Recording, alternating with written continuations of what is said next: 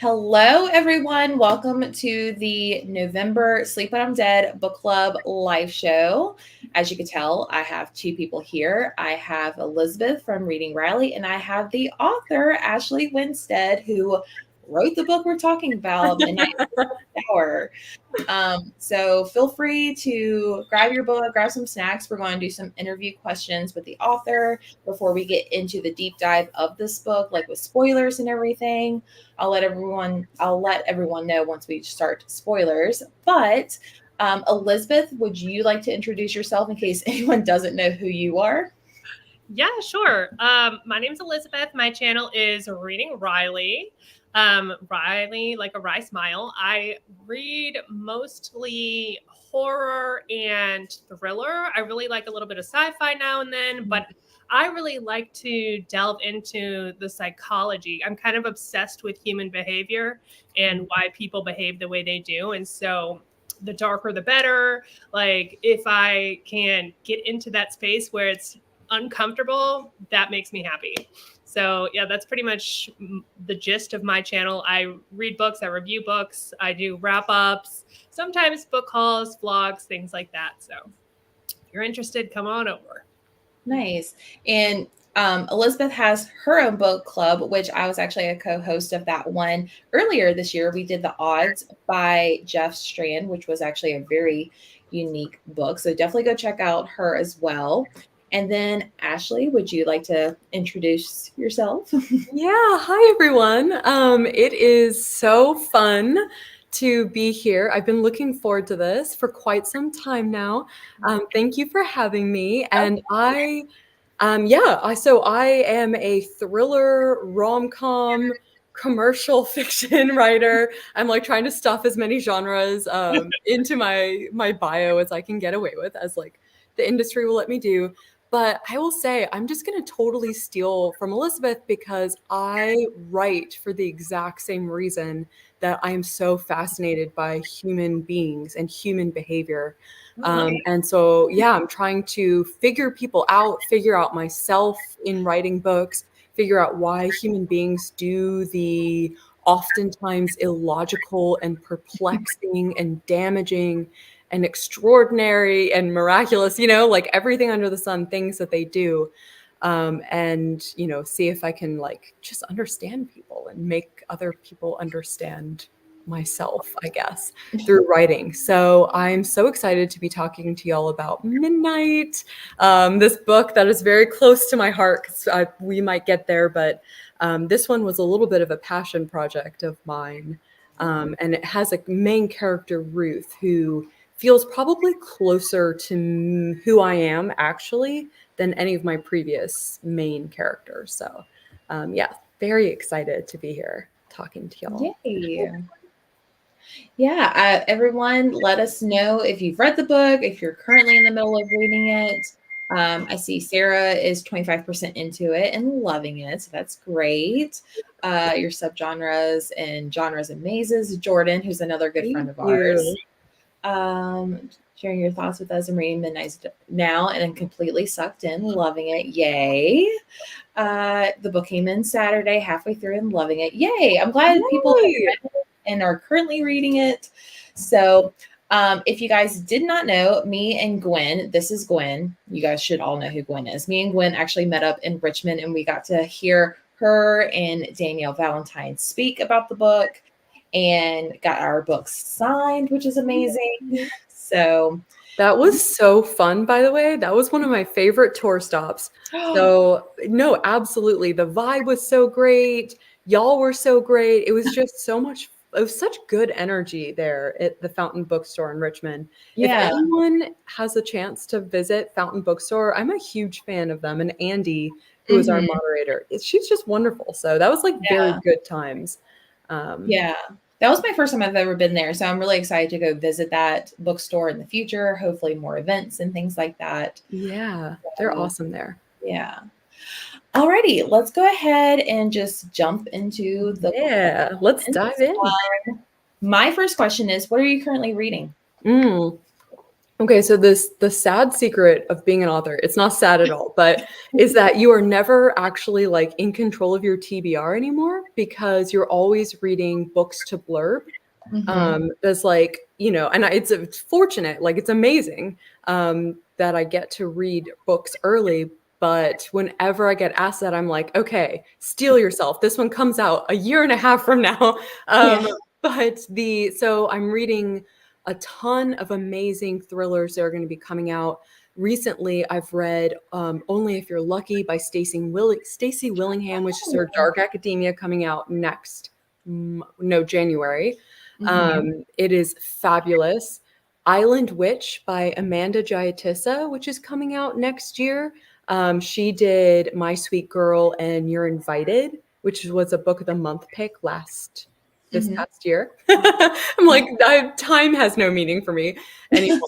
And those were fabulous. And books that I'm reading for next year are May Cobb's new book, The Hollywood Assistant, Geneva Rose's new book, Home is Where the Bodies Are.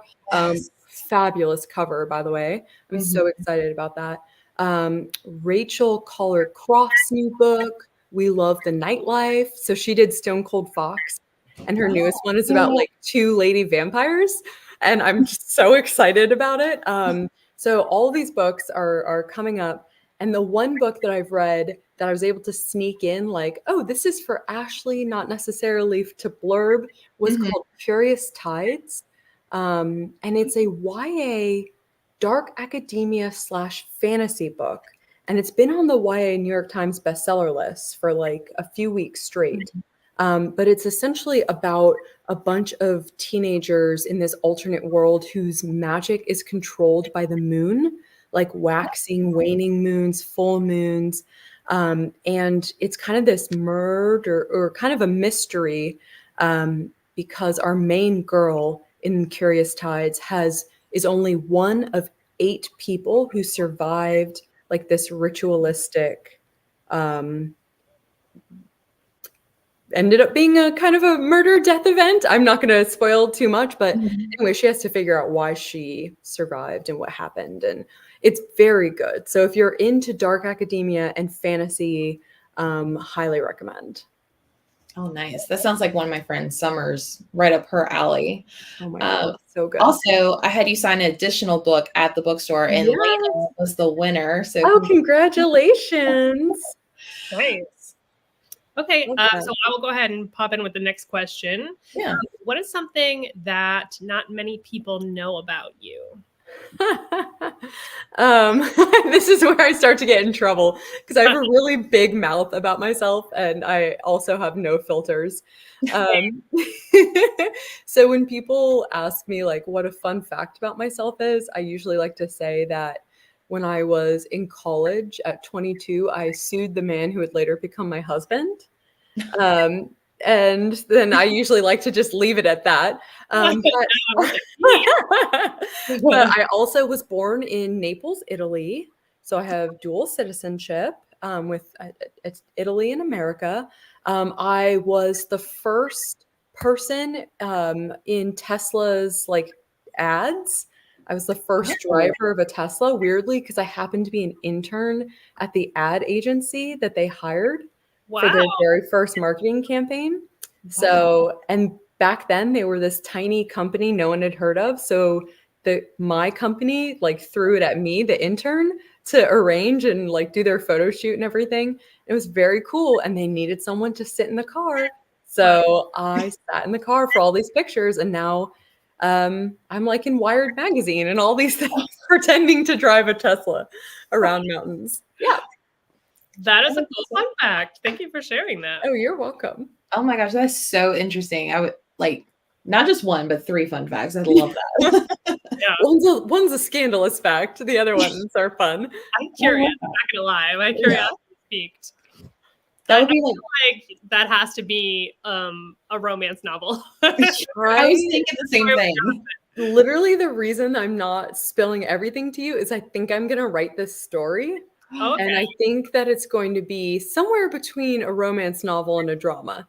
Because this is like... Because that's the only genre you haven't covered yet. Yes, exactly. I know. Exactly. So yeah, I'm kind of like keeping the plot details to myself because I recently decided that I might write that story. So possibly coming soon. Got it. Yes, exactly. But if I don't, I will come back and spill all the tea. Okay. So when did you decide that you wanted to be a writer?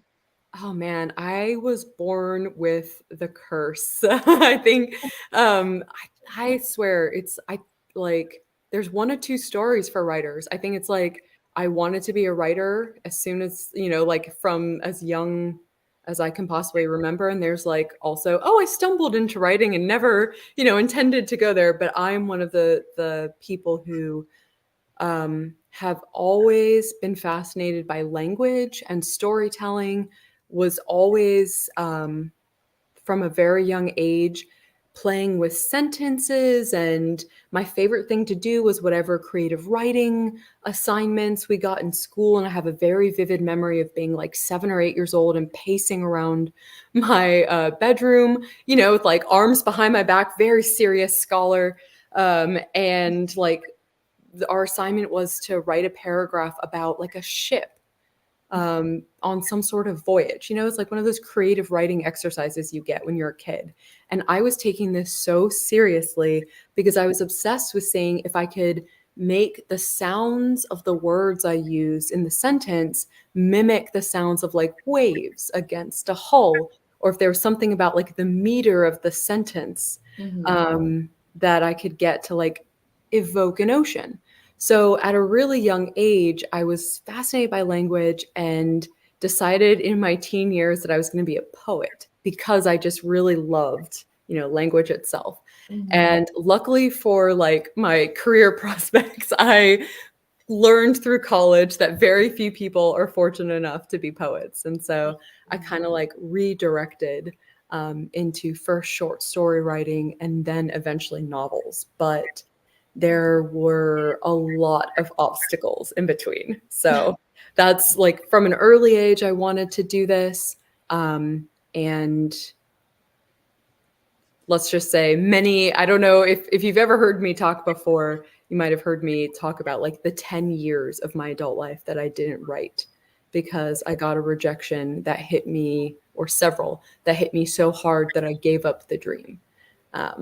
So this is me back in the game, trying, novel writing instead of poetry or short stories. That's really cool and inspiring because I feel like writing is one of those things, like it doesn't matter what age you are, it doesn't matter where you're from. Like if you're a good writer, you can do it at any point in your life, and so it's never too late. It's one of the most magical things about writing. I cannot tell you, like, it doesn't matter who you are, where you're from, how old you are. If you have a good voice on a page, if you can put words on a page, you're a writer. And I was having this conversation with my husband the other day where we were talking about retirement ages. And he was like, yeah, I'm going to aim for, 65, 66. And I was like, wait a second, I'm never going to retire. You are going to have to pull this laptop out of my cold, dead hands, like, because this is something I can do forever as long as I have a brain and the ability. Thank you, Brandon. Yeah, the ability to do it. I love that about writing. I love that too. What if you had to guess? Sorry, Jesse, I'm improvising at this No, point. go for it. You had to guess how old you were when you had that ship assignment. What would you guess? I think 7, maybe 8. Wow. Okay. And I say that because I had this amazing teacher who loved creative writing assignments, and she and I vibed, like we had a connection. And so not only did I want to like do this for myself, but I had her in my head. I wanted to do it for her too. She was like roughly 2nd, 3rd grade. That's awesome because I was not thinking about any of that young. Like what, 7 or 8? I don't even know. I was trying. That was pre-NSYNC. post New Kids on the Block. So yeah, somewhere in there. Like everyone has their thing, right? Like I loved language. I could not walk a straight line. I couldn't, like I was last picked for every PE game. I tripped standing still. I couldn't do math to save my life. Like the one thing that I was just very fascinated by and loved was language, and that was my safe space. So Oh, I love that. So what would you say is like a typical day for you as an author? I don't know about you guys, but I am a queen of routine. Like if I don't have a routine, like I can't function really, which sounds kind of sad, and it is, I am very sad about it because when I'm on tour, like I was for like 3 weeks just recently, I couldn't write because I didn't have my familiar chair, my whatever. So a typical day for me is 7 days a week. I write because I heard once that writers are supposed to write every day, and it like lodged itself in my brain. And I have never forgotten that. So I try to do it every day, other than obviously being on tour. I wake up, grab a cup of coffee, sit at my laptop exactly where I am now. I'm talking to you from my writing chair. And it's this big, huge, like pale blue, comfy armchair. And I curl up. I do not have a desk. I have a lap desk. And I put my laptop on my lap desk. Like I basically try to get my laptop as close to my face as possible and write like a Tyrannosaurus Rex, basically. So I know my back pain is coming for me at some point as I age. It's coming. And I'm going to have to see a chiropractor. But I do that for as long as I possibly can. 8 hours, 9 hours, if I'm in a groove, 12, like whenever, however long it takes for my husband to like come back from work, do whatever he's doing, make dinner, and remind me that like it's time to eat. So that is my very glamorous writing routine. But I've signed up for 2 books a year, which is a kind of is very like masochistic thing to do to oneself. And so I pretty much have to write like that in order to deliver those books, basically. Yeah. So besides like curling up and like T-Rex hands, do you have any other interesting like writing quirks? I love a good candle to set the mood. Other writers will talk about making like writing playlists for themselves. I either have to write in absolute excruciating silence, like my poor husband, if he so much as like creaks a floorboard upstairs, I'm like, why are you being so loud? Like I'm trying to work down here. So I'm a treat to live with. And the other thing that I do that is very annoying is with every book, there's like one song that I find, and it'll be like playing when I'm in a shower brainstorming or something. And it will just be like the song of the book.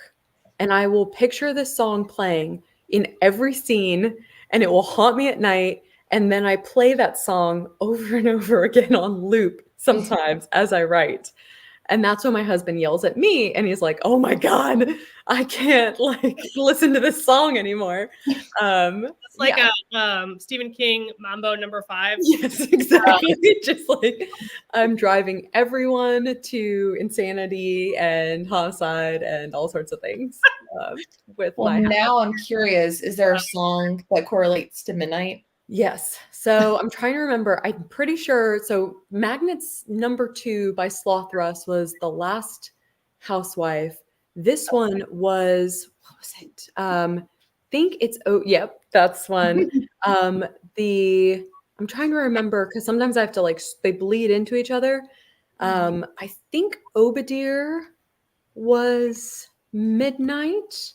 Let me see. By Fine Shrine. Okay. Yep, Obadiah by Fine Shrine was Midnight, and there's song by Amy Shark, a remix of a song by Amy Shark called Adore was In My Dreams I Hold a Knife.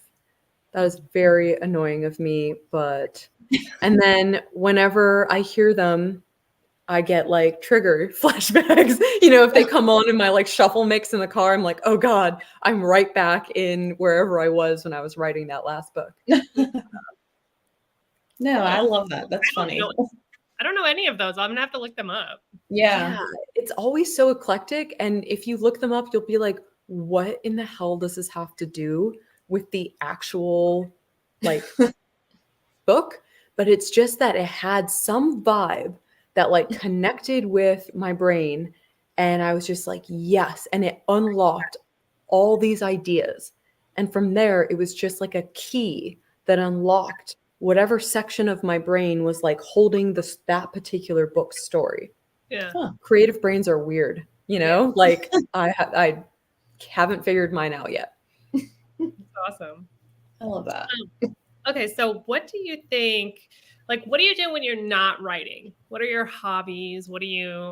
Sounds like most of your time you're writing. Yeah, I was gonna say like this. I'm gonna sound so when I'm not writing, I'm reading. My husband the other day was like, wait, let me get this straight. So you write all day, and then for pleasure, you read at night, and then on vacation and travel, you go on book tours and go to book conferences. And I was like, yes, indeed. And I'm living my dream. That 7 or 8-year-old girl who was like dreaming about language and being a poet and whatnot, I'm living that little girl's dream because I've got a book-centered life. No, but before anyone does like a wellness check on me, I swear I have other hobbies. I love to drink wine and travel to like wine regions and learn about wine. That is an expensive hobby. A less expensive hobby is I love painting in acrylics. So I do a lot of that and sketching. I love doing Pure Bar. And this is a new thing in my life where I realized that if I moved my body, my brain freed up and got more creative because I am not a pro exercise person normally. Like I could happily sit in this chair like 24/7, be stationary human being. But I've recently learned that if I get out and I move, my ideas are better. So it's all in service of the ideas, right? So I love doing like Pure Bar, cycling, and I'm kind of a competitive girly. So anything that makes me feel like either other people are watching me and I need to perform, or like I'm competing with my own self. That's what I do. I sound like a very boring person. You don't at all. In fact, probably everybody that's watching this right now is like dream life. Yes. Oh. Yeah. Right. Yes. Also, I'm saving this this gift idea. Thank you, Kayla. Yes. That's actually a really cool idea. That is amazing. For my last birthday, my gift from my husband was blown up covers of each of my books, like framed by FrameBridge, that company that'll like frame your pictures, and he hung them all up in our guest bedroom / the place I'm supposed to use as my office, but don't because I sit in the living room here at my chair. Yeah, he's a good one. Yes, let's go on a wine tour. That would be so fun. Books, wine. That's all you need. Times. Retreat. Yes. I love that. We'll have to make that happen. Okay, so out of all the books that you've written, who is your favorite character and why? That is so hard because it is like choosing your favorite child. And a lot of that is because I do put so much of myself in my protagonist. Never really the good stuff, always the things that I feel like guilty or ashamed of, because writing books is also how I perform like therapy on myself and kind of explore some of the heavier aspects of like my psychology and personality. But if I had to choose, I really would think that I would say Ruth, because she is basically, from Midnight, as close to myself as I've written out of any character. Okay. So like Jessica Miller in In My Dreams I Hold a Knife, I really like scalpeled out my toxic perfectionism and my feelings of like not being good enough and being a mediocre person and all of that, and shoved that in that book and made that like the seed of her sociopathy. Um, and so, and you know, housewife, I use my own guilt over not being the best feminist and all the things that I'd allowed to happen to other women on my watch. Just, you know, not living up to some of the ideals I set for myself, and gave that to Shay. But Ruth is who I was basically at 17 in a lot of ways. Like a person who was so painfully shy that I could like barely look people in the eyes, who wished that I could just live in a world of fictional characters, and like, you know, was someone who had lived a fairly sheltered life, not in a religious sense like Ruth, but I grew up in a Navy family. And so we hopped around and moved to a new city every 2 years. And so that came with its own like insularity, where I never developed roots or grew to like know people for that long. So I felt very isolated. And as a teenager, like Ruth, around 16, 17 was when I started to go get into my rebellious era, and really, really clashed with my family, the church they were attending at the time, my school, and the law.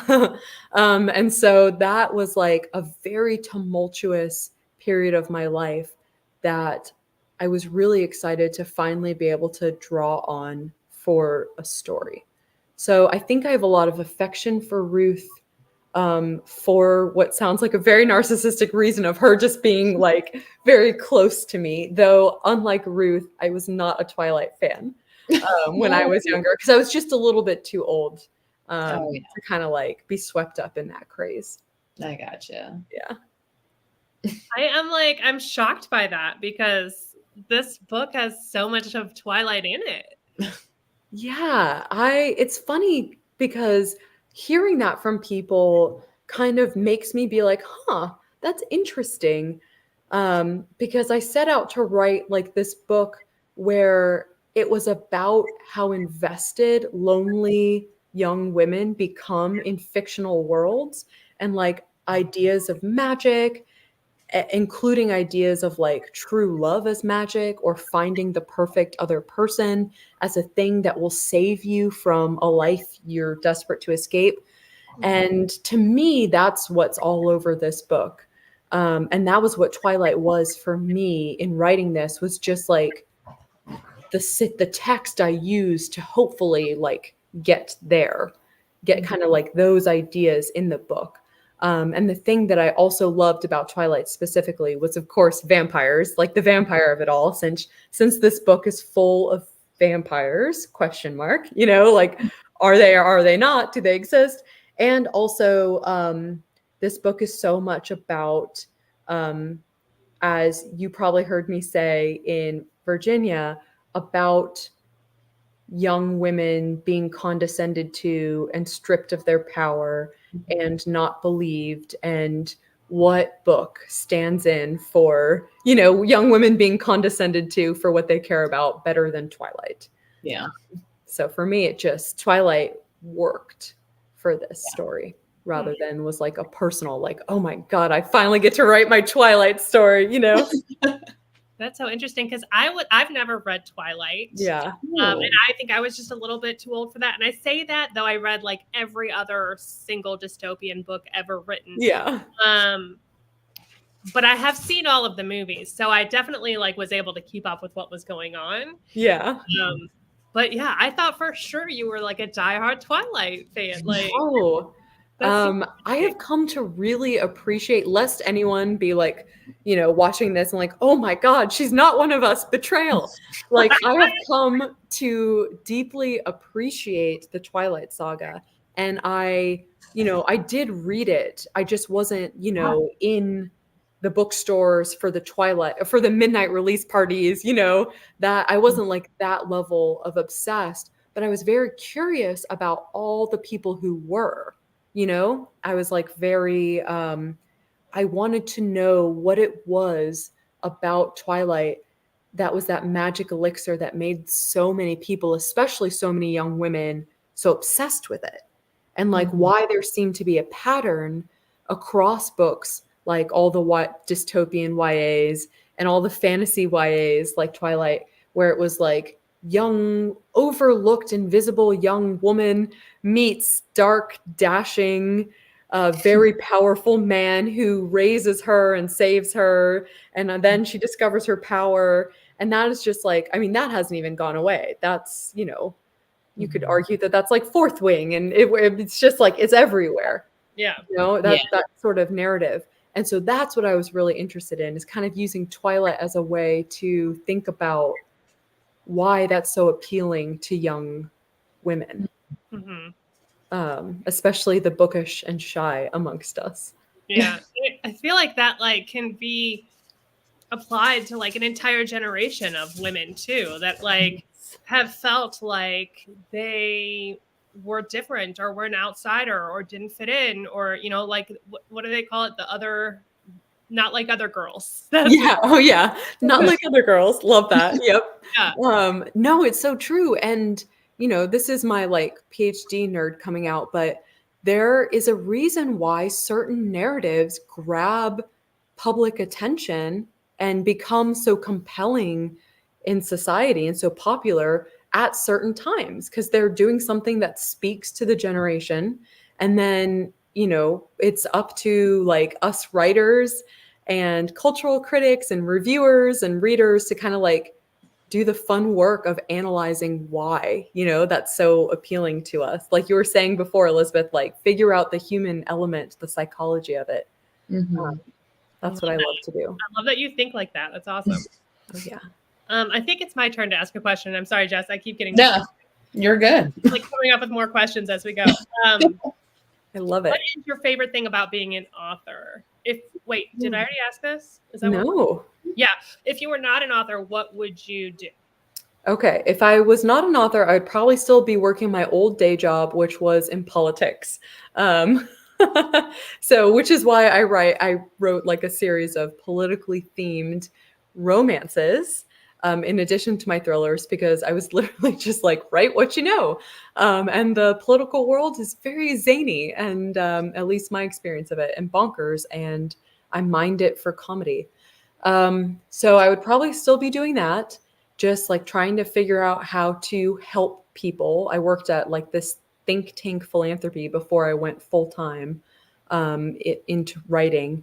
And really, like, I did love that work, and trying to figure out solutions to like huge social problems like poverty, and getting kids access to high quality education, and people who are unhoused, like connecting them to shelter, just all these huge, big things. My old job, we worked on trying to tackle it. So I really loved what I did, but writing is, I kind of feel like my destiny and like the thing that brings me the most joy in the world. So, now I'm happy doing this as my day job. So I'd probably still be doing that. And the thing I love most about writing is literally, it is the way I know how I think. I think Joan Didion said that. She was like, I write so I know what I think and like how I feel about things. And it is the way that I know myself. Because I don't ever really fully understand my own brain or my own heart until I've started to explore things on the page. So it's this like window into who I am. It's made being a full-time writer and getting to write these books that I've had the privilege of writing has made me mature, I think, like decades in the span of 2 years. Like it has just been this incredible window into my own self.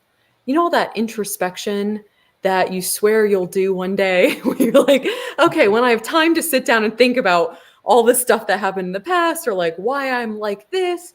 Well, writing not only gives you that time, but it necessitates, in order for you to write compelling, believable, authentic characters that like authentic things about other human beings. And the first way to do that is to know that about yourself.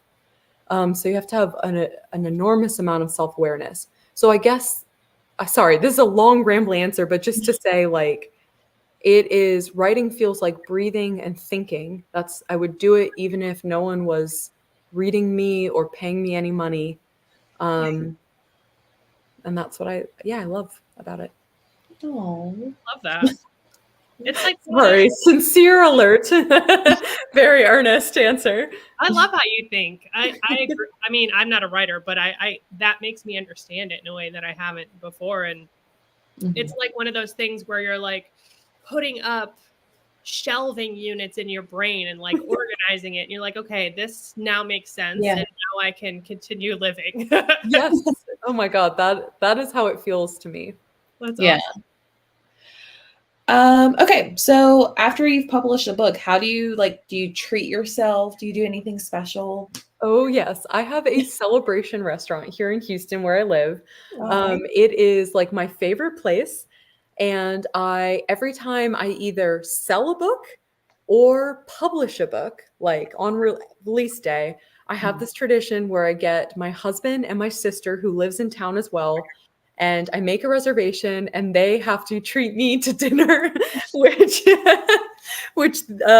involves like sparkling wine. I love sparkling rosé, like a good bubbly to celebrate, and then we all cheers. So that is my like celebration ritual. And sometimes I'm like, man, I really need to sell another book because I want to go back to this restaurant and like have more of that delicious sparkling champagne. So it's a good motivator.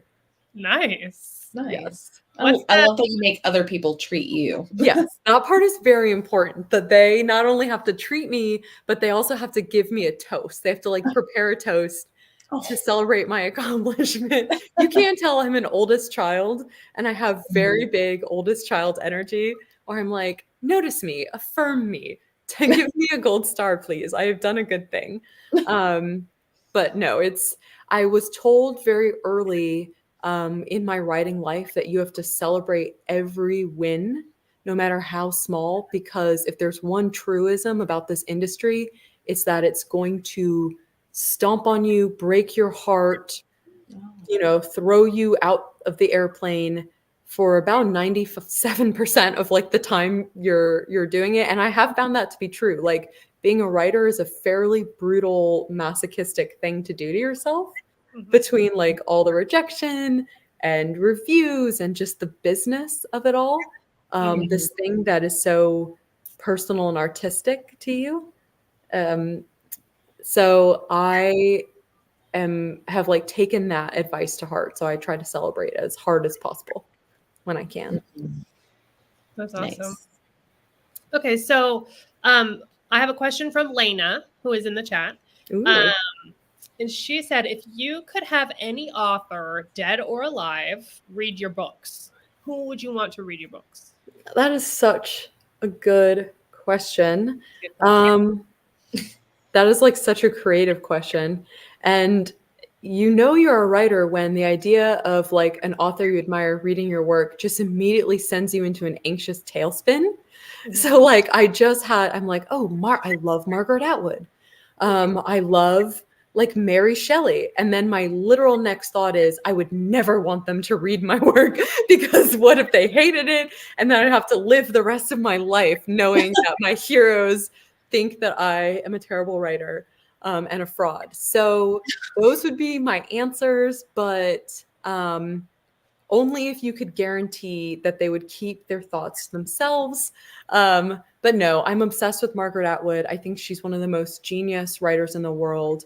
I studied her in my PhD program, and a dream of mine would be like one day that she would get one of my books would cross her desk and she would like blurb it, or even just know that it existed. I would settle for just know that I'm out there. And then Mary Shelley is so punk rock. She was like 18 when she wrote Frankenstein.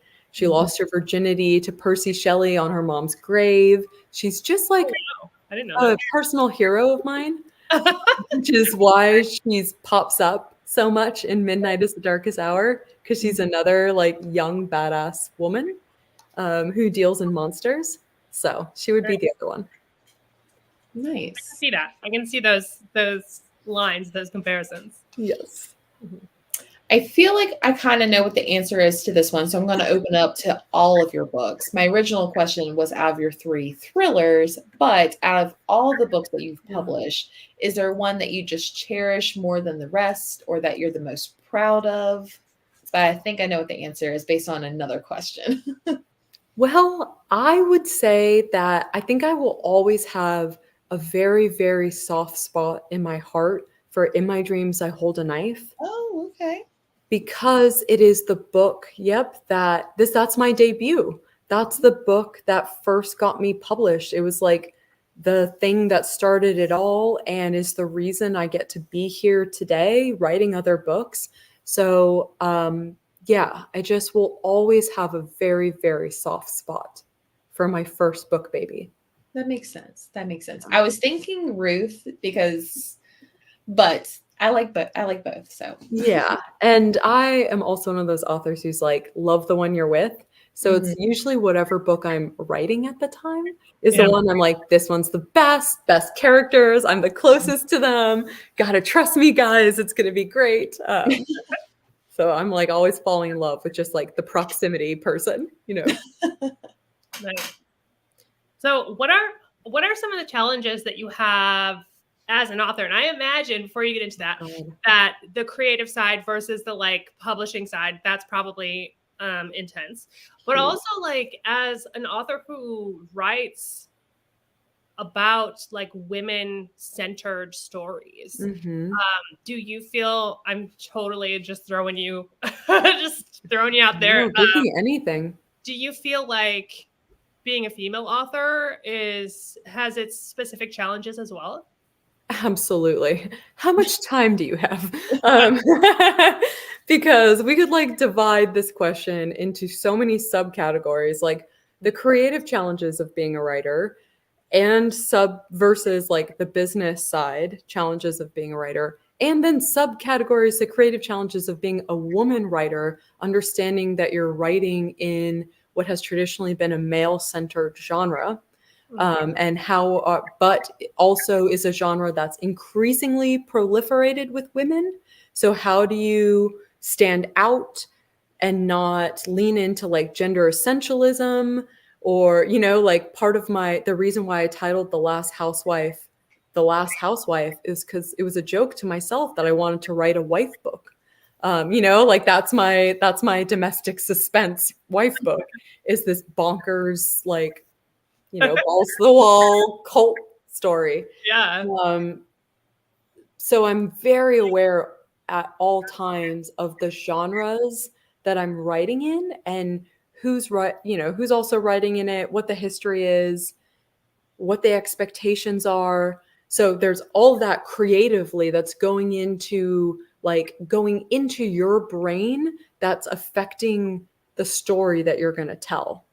And then there is like the whole other Pandora's box of being a woman in a public facing creative industry where you are both selling yourself as a brand in really interesting ways as a writer. It's not like I'm just completely hiding behind like HarperCollins or Sourcebooks or any of my publishers' Instagrams, right? I'm out there with my own name and Instagram, presenting myself as like a personality for people to engage with and get to know. And all of that is part of modern authorship in a way that it wasn't in the past. You could have like hermit writers living in the woods, and they could be like the bestsellers. You increasingly don't see that. There's a lot of pressure from publishers to be reachable and approachable, and all of those things take a different toll on women than they do men. simply for the very like fact of like when people are flooding into my DMs and like, you know, saying weird invasive questions, which people do sometimes, there's kind of just an extra level of threat, you know? Or like if people have my home address and send me flowers on my pub day that I'm not expecting, that's an extra level of, you know, and not that I'm painting it like readers are weird people who stalk me, which is not true, but you know, when you're a woman, you do think about walking home from your book signing back to your hotel at night, and should you stick around and talk with that last guy at the end of the line or whatever. And then that's just like the personal safety thing. Don't even get me started on the reaction of readers, even the most like fervent, self-described feminist readers, to unlikable female characters, you know, unlikable main protagonists who are women, women who have flaws, and just having to negotiate and defend your ability to write flawed, complex women in a way that men do not have to do. So I could go in like down all of these rabbit holes, and there's nothing more cathartic than getting a glass of wine with a bunch of like other women writers, women readers, women reviewers, and just hashing all of this stuff out. So if you ever want to do something like that, I'm sure a lot of fellow women writers would be like, let's talk about all that, because it is an enormous pressure to walk a line with a character, creating characters that are relatable enough for people to want to read and get invested in, but damaged and enough to be interesting, you know, and just all the things. And yeah, basically there are many facets, and it is still a boys' club. Despite the rise of psychological thrillers post Gillian Flynn and Gone Girl, despite the huge popularity of domestic suspense, which tend to be, you know, more skewed written by women and consumed by women, fiction still tends to be a boys' club. And when I speak to my horror writing female friends, they say horror is even more. I can see that for sure.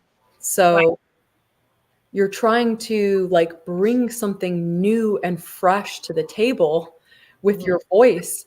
And sometimes that's simply like the argument that women are complex creatures who, you know, aren't just like a pair of boobs and you know, like whatever the male protagonist needs in a certain situation to like service his needs, which is unfortunately how women are portrayed in so many crime fiction and horror books historically. All right, sorry about that. You asked me like a question that I had a rant to. Little did you know what you're stumbling into. I could talk about that all night, seriously. Okay. I think it's so interesting to try to figure out, you know, the actual problems that face us as women. And I know, based on having read I haven't read your romance books, but I've read all 3 of your thriller books. And I know that is something that you like to talk about, the social commentary within that. And that's something that I really like to talk about too. So I really appreciate your candor, to be honest. Thank you. Yeah, no, that's one of my favorite subjects to talk about. Let's see. Is it, which question are we on? I don't remember. I'm sorry. It was the challenges you face as an author, which I feel like you've covered, unless you got more. Yes, quite extensively, one might say. I have a question though that I do want to ask you that's not on this. Yeah, ask me everything, anything. I'm a mostly, and I say mostly, almost like 100% I read via audio. Yeah. Love that. And so I have some questions about your audiobooks, because I did notice that your books with Graydon House, your romances, both of them have the same audio narrator. Yep. And your thrillers are all have different audio narrators. How much agency do you have in deciding how that turns out, or how much of Extremely little. really? Yes. Mhm. I think there are things that like folks in the book world who are always tend to be surprised to learn. And that's how little agency writers have over their book titles, their book covers, and any subsidiary rights, which includes like audiobook, film and TV rights, like large print copy, like all the extra stuff, all the different versions of your book that can exist. All of that is like we have very little say. Um, and that is a function of, I think, two different things. So for HarperCollins, a Graydon House, they actually do their audiobooks like in-house.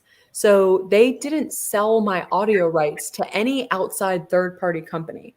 Like no audiobook company bought that. They just had their own internal people and they do that.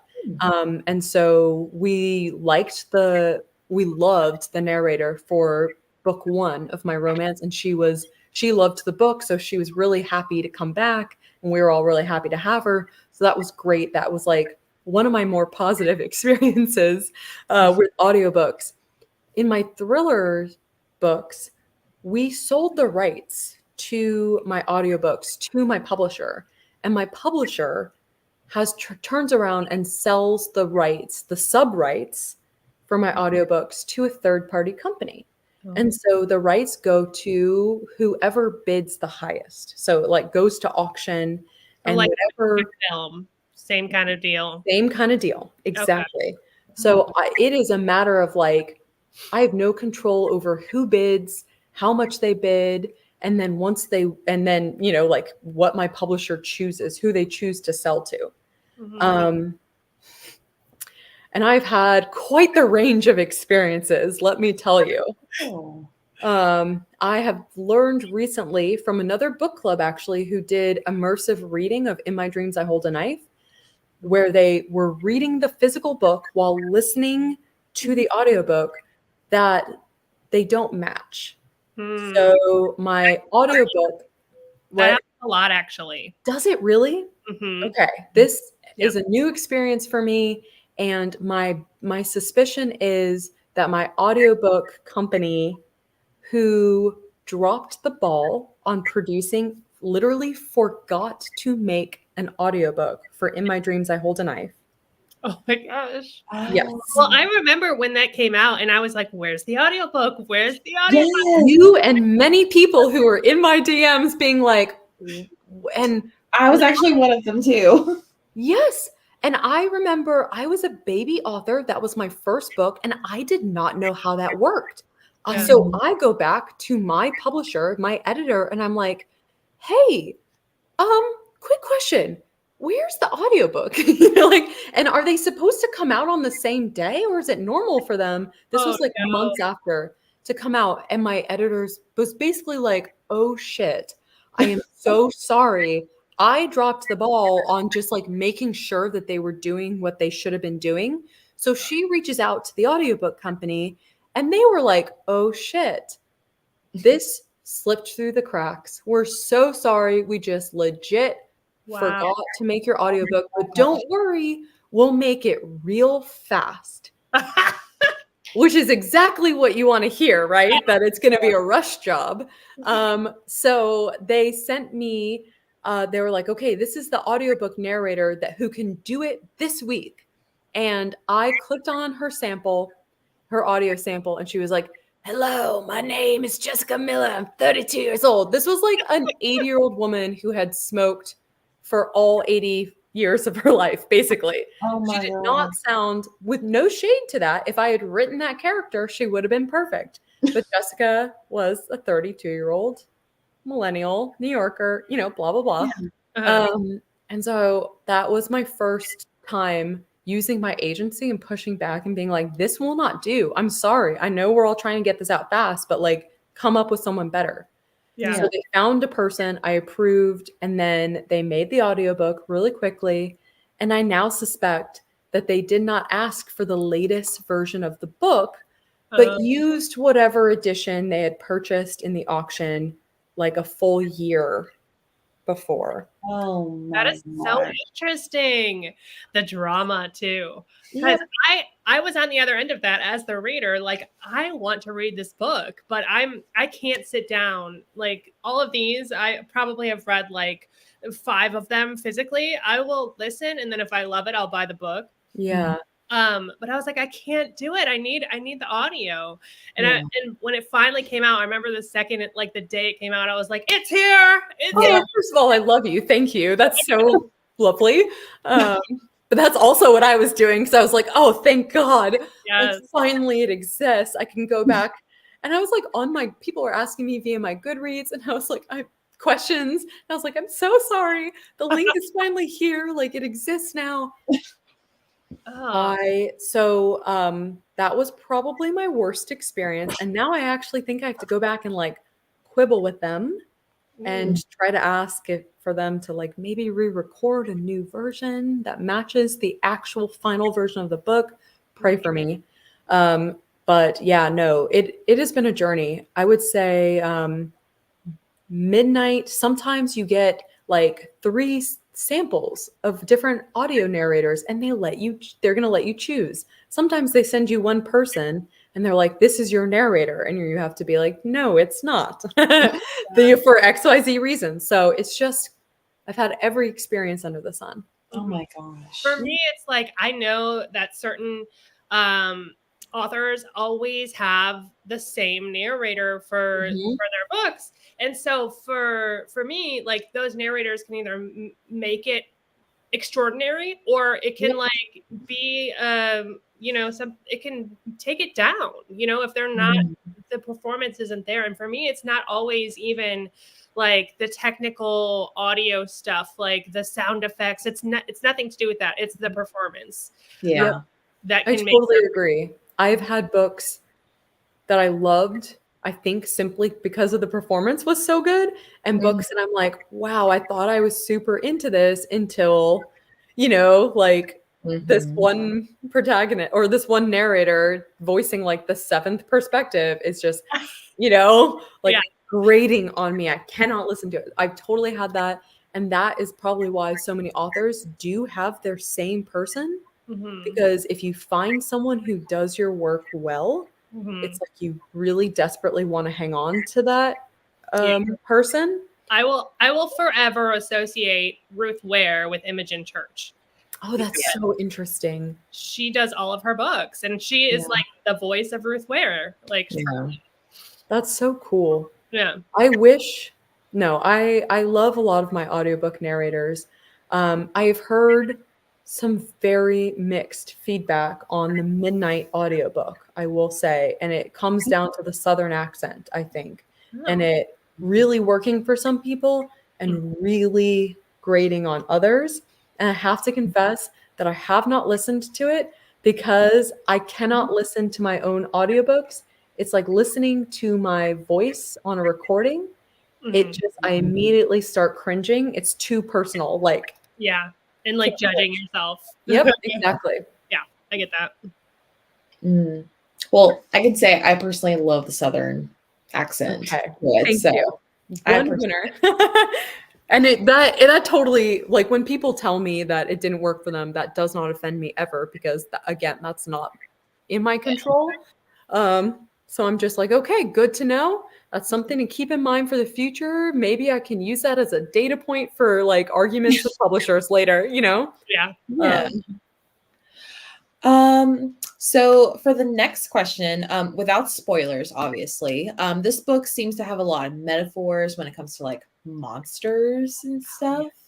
Care to explain your thought process behind that and things like that? Yes, this is my monster book, like in every way.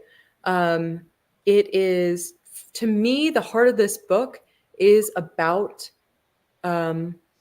the monster you have to become as a teenage girl to live up to people's expectations, assert yourself, have power, avoid being like harassed, assaulted, experiencing violence.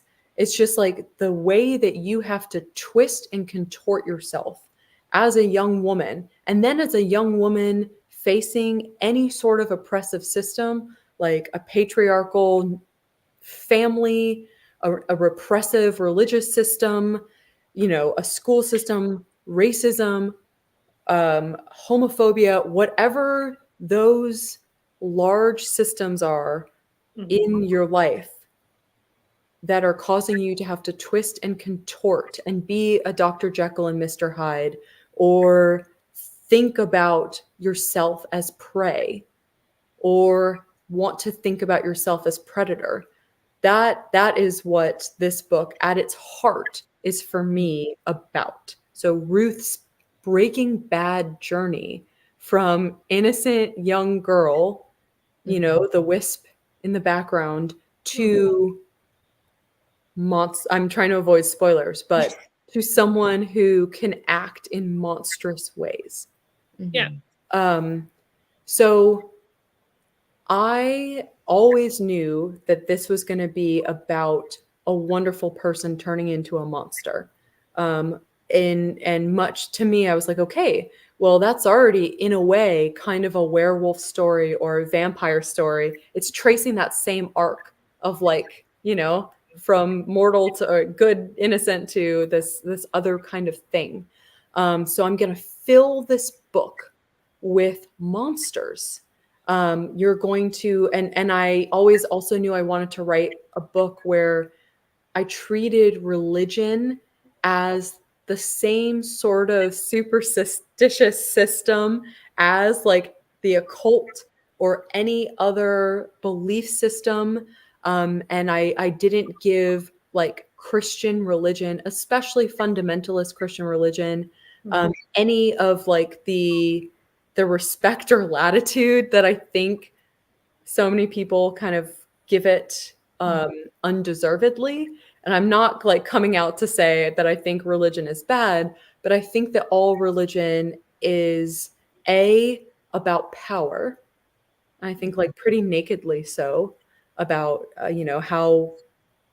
who has power, who doesn't, both on a like in a metaphysical sense, like God, devil, mortals, angels, but also like when you bring religion down to the earthly realm and you think about the power systems of like who's in charge of a church and tithing, and who's going to be the person who tells you that you're forgiven and your soul is saved. And now you're starting to talk about a lot of power in mortal people's hands. And as anyone who's read a single history book knows, that power has been very much like wielded for a lot of negative purposes. This is me being like as top level and vague as I can, but depending on who wrote the book, as we see. Yes, whoever wrote that as well. That history book, that's also going to completely determine the heroes and the losers and the morally right and morally wrong.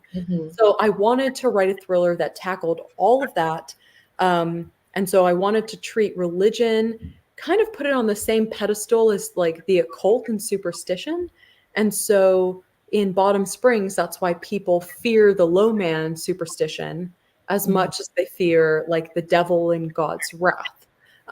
These things are, in my mind, equally possible if you accept the idea that like, and I'm talking like real fundamentalist Christian ideas, of like the devil is somewhere in hell under our feet, like that old topography where heaven is in the sky. And it sounds so reductive, but there's still so much belief in that, especially in rural places like where my father's family is from, in eastern Tennessee.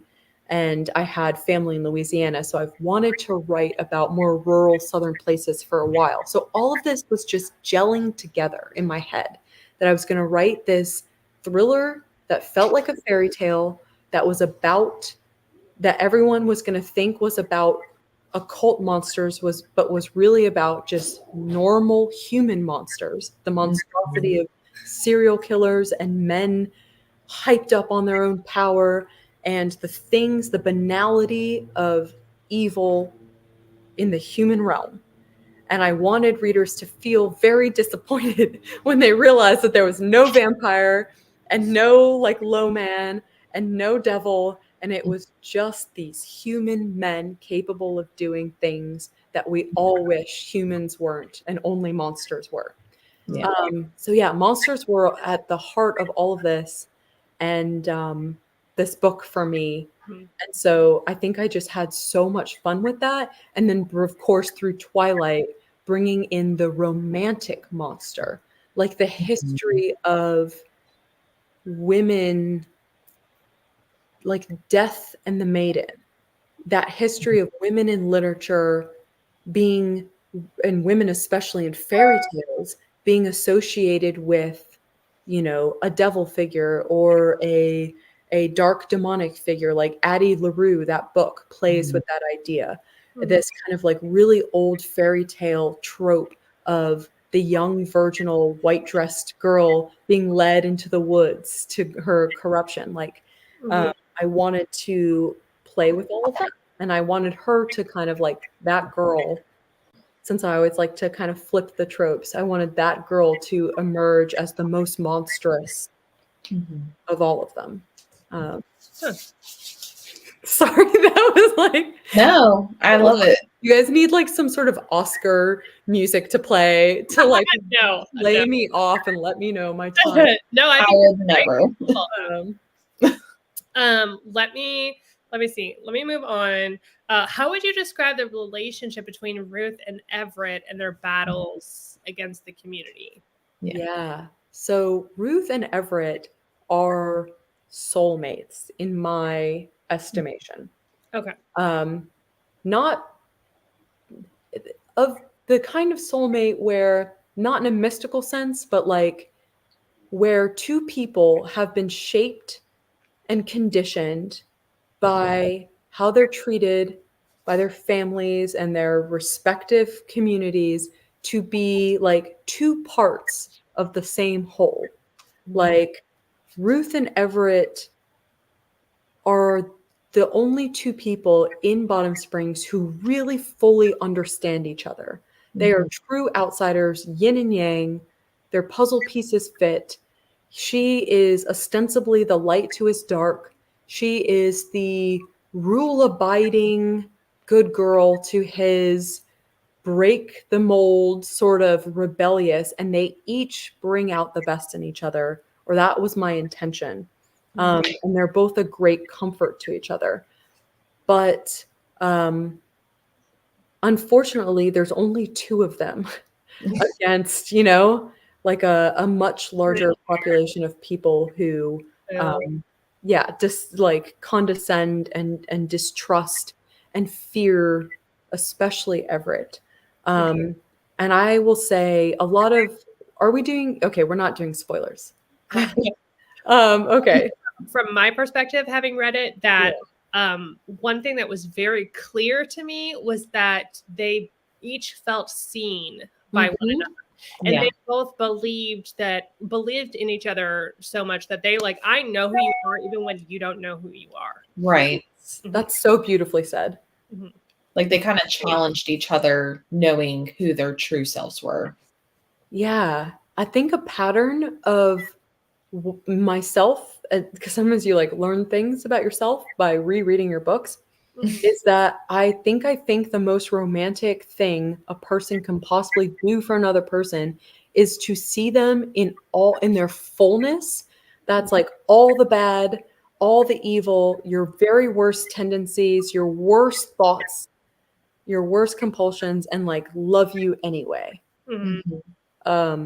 Because that's like cropped up in my dreams and The Last Housewife, now that I think about it, and now here in Midnight as well. So really I have a pattern, but yeah. And not even despite that, but because of that. Because of the things you're capable of. Like someone who's just like, I see you in all of your monstrosity, and I love this about you. Yeah, and you are a force to be reckoned with. Exactly. Yes.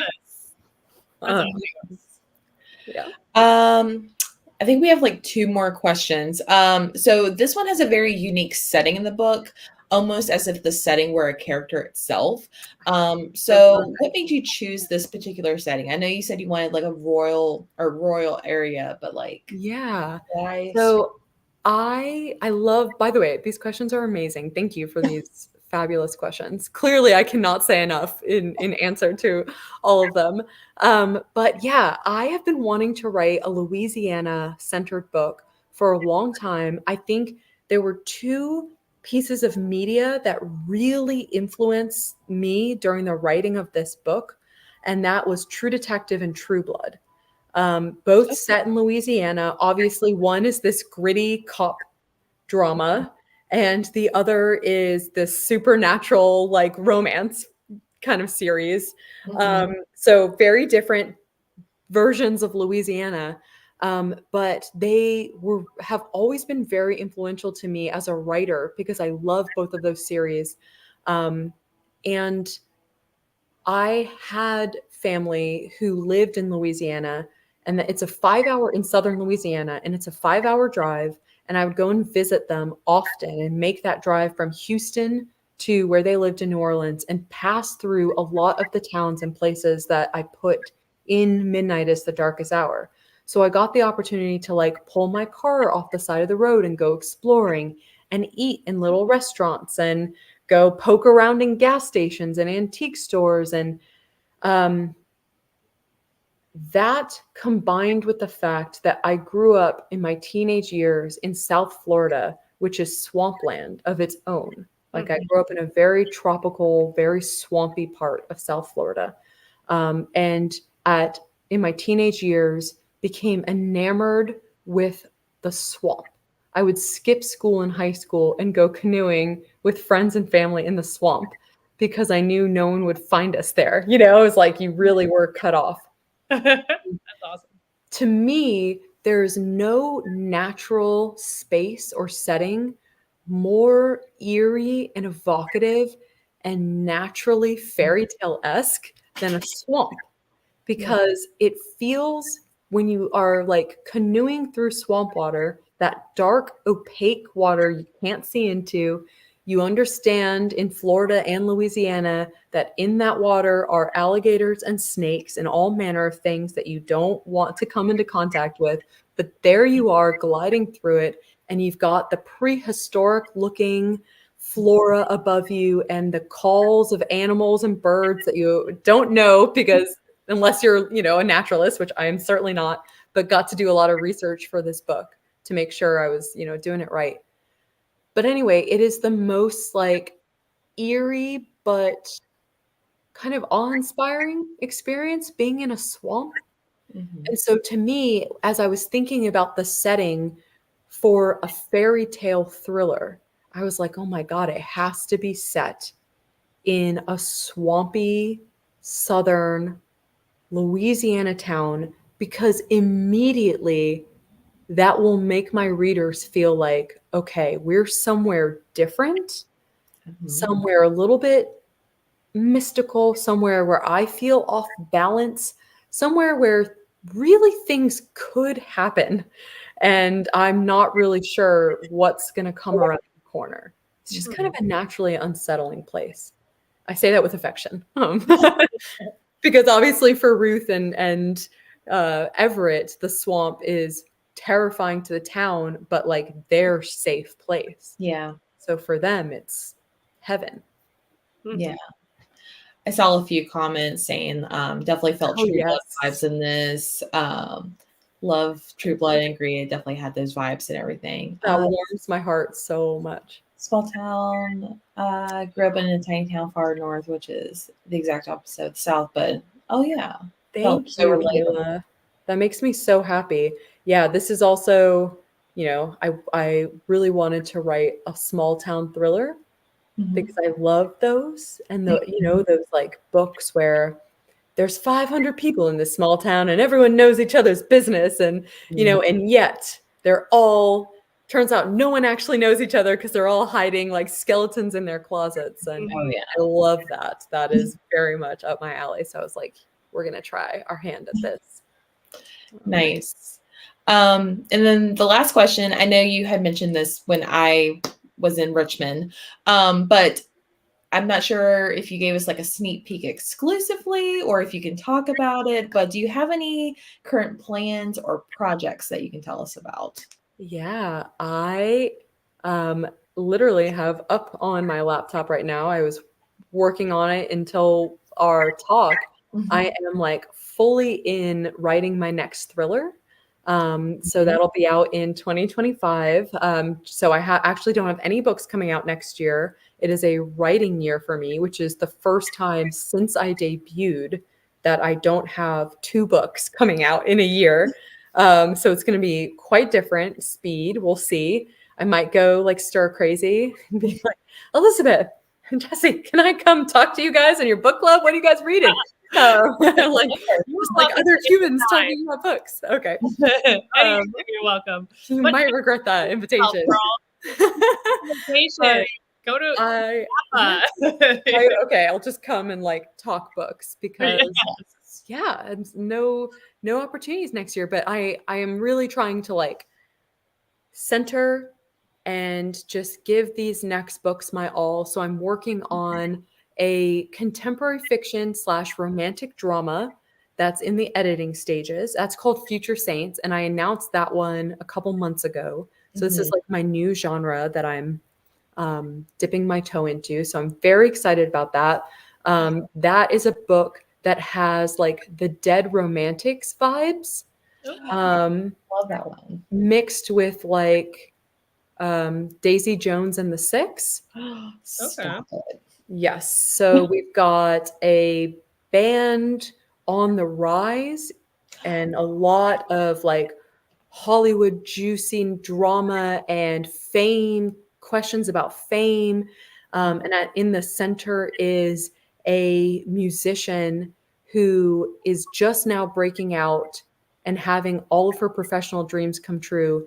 And it's only because after her younger sister and best friend died tragically and suddenly, and she broke down on stage, went viral for it, and now this worst moment of her life is like making her famous, and it's about like grief. I tried to also make it really funny, so it's not too much of like one note, and it is like I said, romantic drama. So I think I'm really finding my niche and my footing with like angsty romance, because I tried my hand at romantic comedy, loved it, had a great time, but I'm really feeling the angst right now. Okay. Like that's where my heart's at. Anyway, there's that, and then the thriller that I'm writing, currently drafting, which is about a group of sleuths, true crime fanatics, who accidentally kind of find themselves at the heart of this crime of the century. And this crime is loosely based on the University of Idaho murders, the massacre that occurred last year in Moscow, Idaho. It was the 4 college students were brutally killed in their off-campus rental. And for a while, because the police were so circumspect and kept details so close to their vest, the true crime community, everyone basically thought that there was no evidence and the cops didn't know who was doing it, who didn't have any suspects in mind. The true crime community went bananas, flooded in to this small town to do their own investigations in person. Like news outlets sent journalists there to live there for months to cover this. How do I not know about this? Oh my God, it was so gosh. It was so intense. Like bigger, I would say, than like Gabby Petito or any like of the it was huge in the true crime world. And even the parents of the victims were coming out asking the true crime community to step in. Yes. Okay. That makes me happy, Lena. They were asking the true crime community to step in to where they thought was the perceived failure of law enforcement. And so to me, I'm so fascinated by that case both for the crime itself, Mm-hmm.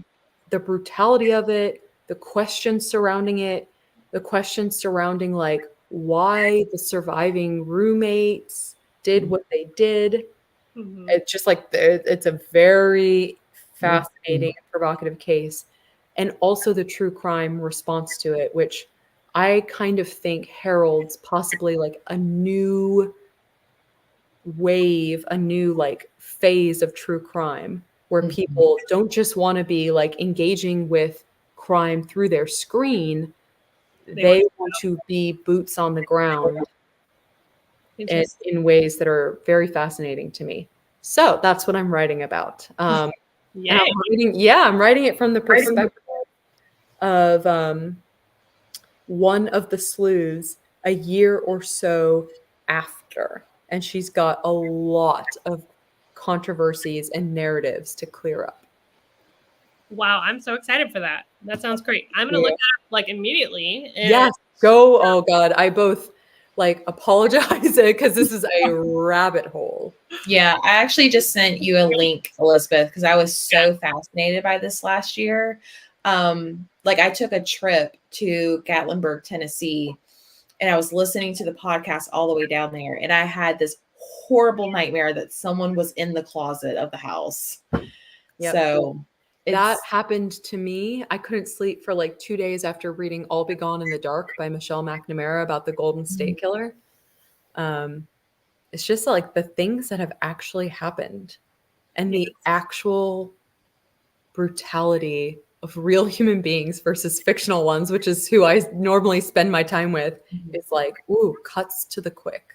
yeah. that scares me more than any kind of like monster, or like I can read a book with the most gory body horror in anything, but when I'm reading about like a man or a woman, I guess, but But usually it's usually a man. if it's a woman, I'm rooting for her. Yeah. But a man that like you could come across when you're walking your dog, that's the most terrifying thing to me, and like just the everyday nonchalance of it. Yep. That is so terrifying. Could not agree with you more. Yeah. Same. So that's what I'm writing about. I'm basically like staring my horror in the face. So it sounds like we'll have another Sleep When I'm Dead pick for 2025 whenever Love this it. comes I out. would be honored. So, Yes. but yeah, that's all the questions I have, unless you have any more, Elizabeth. I mean, I could, but I feel like I've taken up a lot of your time at this point. Yeah. I love this. This is such a joy. Yeah, thank you so much. Yeah. Thank you all so much. And thank you to everyone listening and for all the comments and questions. Amazing Oh, yeah. questions. No, truly, this is like what I'm sitting here in my little chair hoping to get to one day as I write, is like this moment where I get to talk to amazing readers and reviewers. And yeah, so thank you. Of Yeah, course. thank you for your candor and for being so vulnerable and honest. And Yeah. I feel like I see you as for who you are, and I really appreciate you just being open with us. Thank you. That is so lovely. Yeah, thank you so much for coming on here, signing my books, and dealing with me being awkward in the bookstore. You are wonderful. Otherwise, I wouldn't be here. No, you are wonderful, and so honored that you came. Well, thank you. All right, and now I'll let y'all talk. Yeah, we're going to talk spoilers next. So thank you so much, and have a good night. And we'll have to plan the wine tour. Everyone's included. I very much want to do this. So yes, we'll circle back on that. Okay. Bye, Have a good everyone. night. Have a great night. Bye. Okay. Yay. So yeah, I think we're going to go ahead and jump into like full spoilers. So we're not holding anything back. So if you have not read the book, feel free to exit or stay. It's your choice. But you've been warned. So we'll just go ahead and jump into the book discussion. And my famous question that I like to ask people, Elizabeth, if you had to summarize this book using 3 words, how would you describe this book? Okay, so I don't know. Okay, first of all, my 3 words are more words than 3. That's Also, fine. Also, I still don't feel like it fully encapsulates this.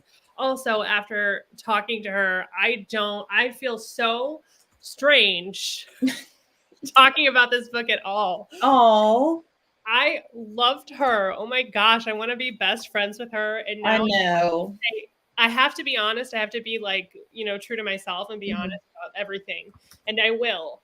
But gosh, she was so great. That was so awesome. Thank you so much for putting that together, Jess. Okay, so my words that I picked were harrowing, Okay. self-discovery, because I really do kind of feel like this is almost like a coming of age, almost like a coming, like finding Yeah. oneself type story. And then also free will, because Okay. I felt like a lot of this has to do with like not being afraid of the environment that you find yourself in and being true to yourself in that way, but also the idea of how history is passed down and who is in charge of telling that story and having the guts to tell your own truth. So that's what I chose. I love that. So I put eerie because like she said, like the setting of this book, swamp, and like I read this book, I was 7 chapters in, visited Richmond and got to see her talk about this book and made me more invested in the story and made me pay attention, especially to the setting, because I had heard her describe the setting. I also put a slow burn because this for thrillers, it was a little bit of a slower pace in my opinion, which we'll get to that. And then definitely swampy. Like I feel like I could envision everything that she described and being in that small town. So eerie, slow burn, and swampy were mine. I like So. swampy. That's a good one. So yeah, everyone, if you could in the comment section, I would love to know what 3 words you would choose for this book. And definitely put your own answers for all the questions going forward. But I do have like a special little project using everyone's 3 words. So yeah, let me know how you would describe this book. And you can use more than 3 words like Elizabeth did. That's totally fine. So Gothic, Southern, swampy, twisted, obsessive, isolation, or isolated, Gothic, oppressive and strange, stifling, heart wrenching, and dreadful. That is a great word for stifling. Yeah. Oppressive, I feel like really rings true as well. Yeah, I agree with that one too. Okay, for anyone who is still reading the book or had not left, do you think there's any trigger warnings that you feel are worth mentioning? Well, she does so graciously list the title page or one of the title pages. So religious fundamentalism, substance abuse, ableism, colonialism, familial violence, sexual violence, child abuse, obviously murder. Yep.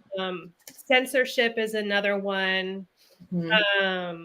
Corruption in general. There are a lot of different triggers in here. Yeah.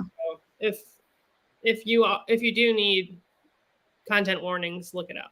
Yeah. I forgot, and I appreciate that she puts that in the front of the book. So I forgot about that. Let's see. So this one was actually asked by Brand the Reader on Discord.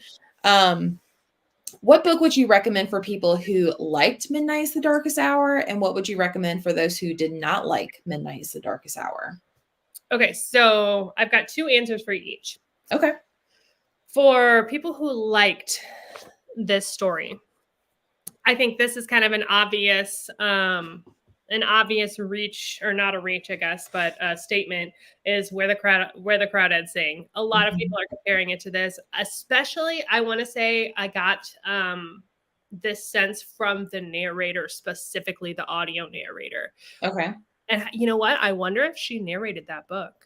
I didn't check that. I don't know who narrated that book, but it does have that like southern swampy innocence to it, and especially our main character Ruth, very innocent, naive, if you will. And then another one that I thought was kind of similar to this was Looking Glass Sound by Katrina Ward, which I actually didn't finish.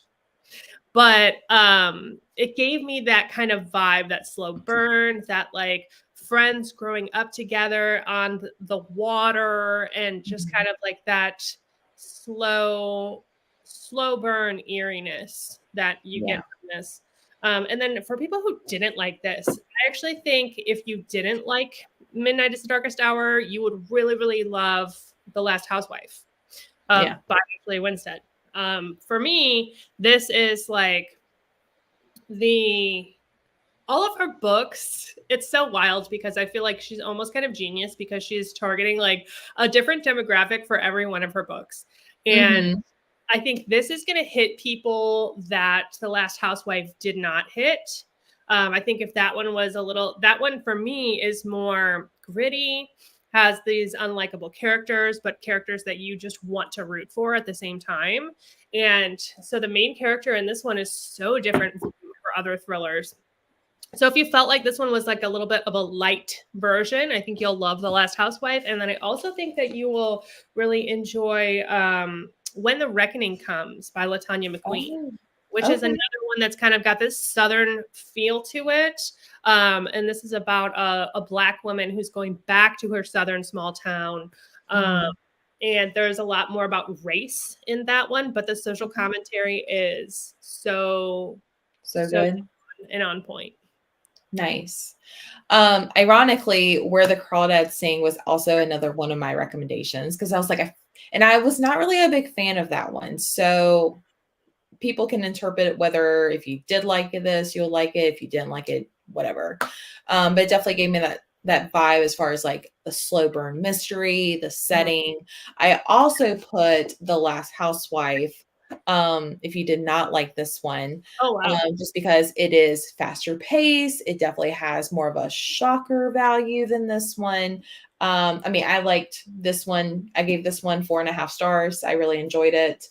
And then I also put Twilight. If you liked this one, I think you should read Twilight. Well, I feel weird recommending Twilight because I was a Twilight stan, and now I'm just like, it's just for nostalgic reasons, but yeah. So those were my 3. I feel like some people commented. Let's see. Crawdads was my answer too, Elizabeth. This book exactly what I was missing with Crawdads. I agree. This book is really went there, took chances, and played it safe. On the Savage Side by Tiffany McDaniel is extremely similar and another fantastic read. Far darker though. Oh, nice. I'm gonna write that down. On the Savage Side by Tiffany McDaniel. I'll have to look that one up too. Cassandra Campbell narrated Where the Crawdads Sing, and then Sarah Wilburn did Midnight. Thanks, Gwen. Thank you. Where the Reckoning Comes is on Gwen's TBR, so that's interesting. All good regs. I've got When the Reckoning Comes on my shelf, so nice. Yeah. Let's see, scrolling down. So what were your first impressions on this book? Like the first few chapters, like how would you describe that? I think I was most struck by how different Ruth's character was. And I know I kind of touched on this already, but like I was really going into this expecting an unlikable main character. And she was so far the opposite of that I was just taken off guard a little bit. And I was almost like waiting for that to happen, like waiting to see her like demise, I guess, or like reveal these secrets that we didn't know as the reader, like it was being held from us. But it didn't really, I mean, she does, we're not getting into, or we are getting into spoilers. Yes. Are we spoilers? Okay.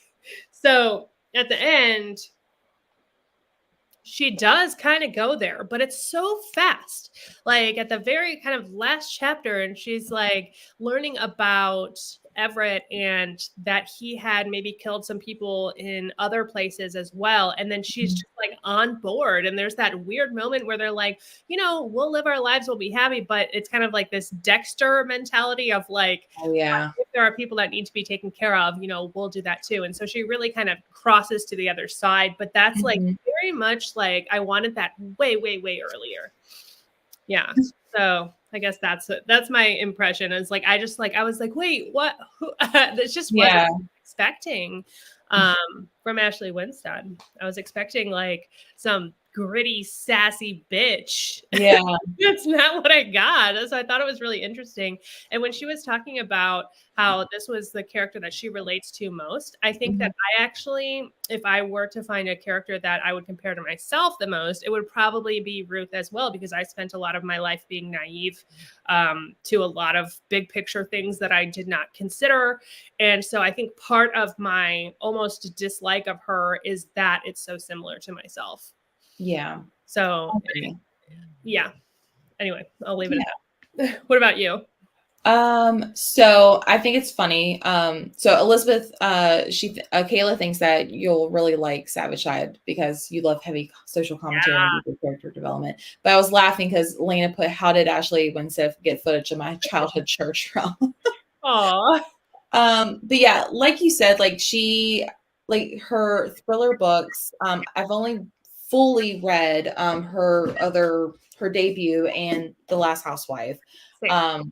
And yeah, like you said, like you have like this badass bitch, or like just like definitely has like a tougher side, or like hiding secrets. But then you have Ruth, who's like this like soft and innocent, almost childlike, even though she's an adult.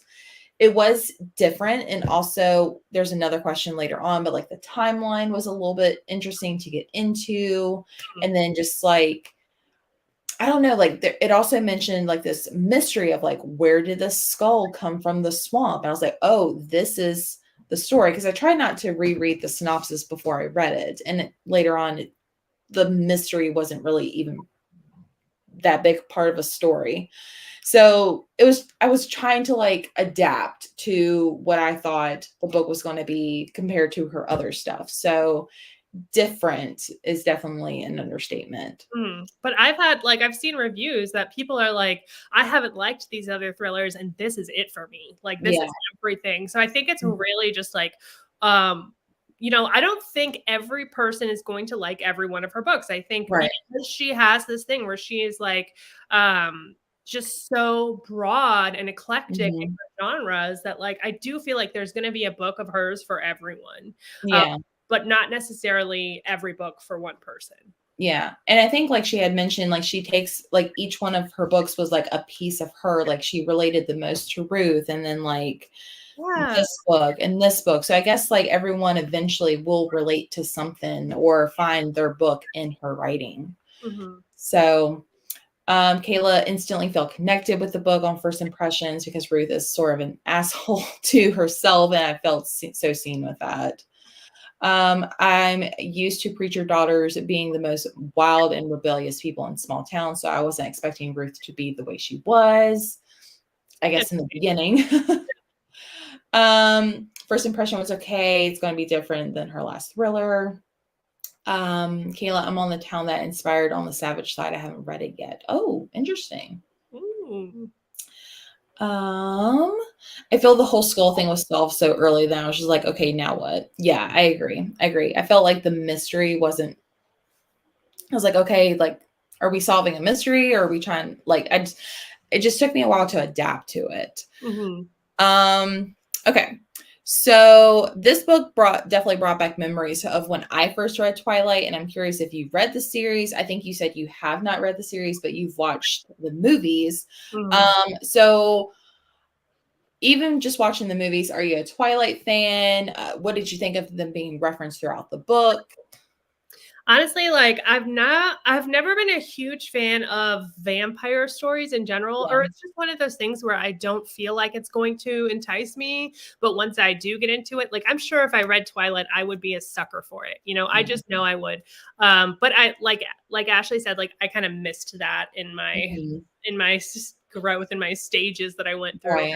But yeah, I did eventually watch all of the movies, and I felt like this book, that's why I was so surprised to hear that she was not like a huge diehard Twilight fan. I feel like this book is for the Twilight girlies.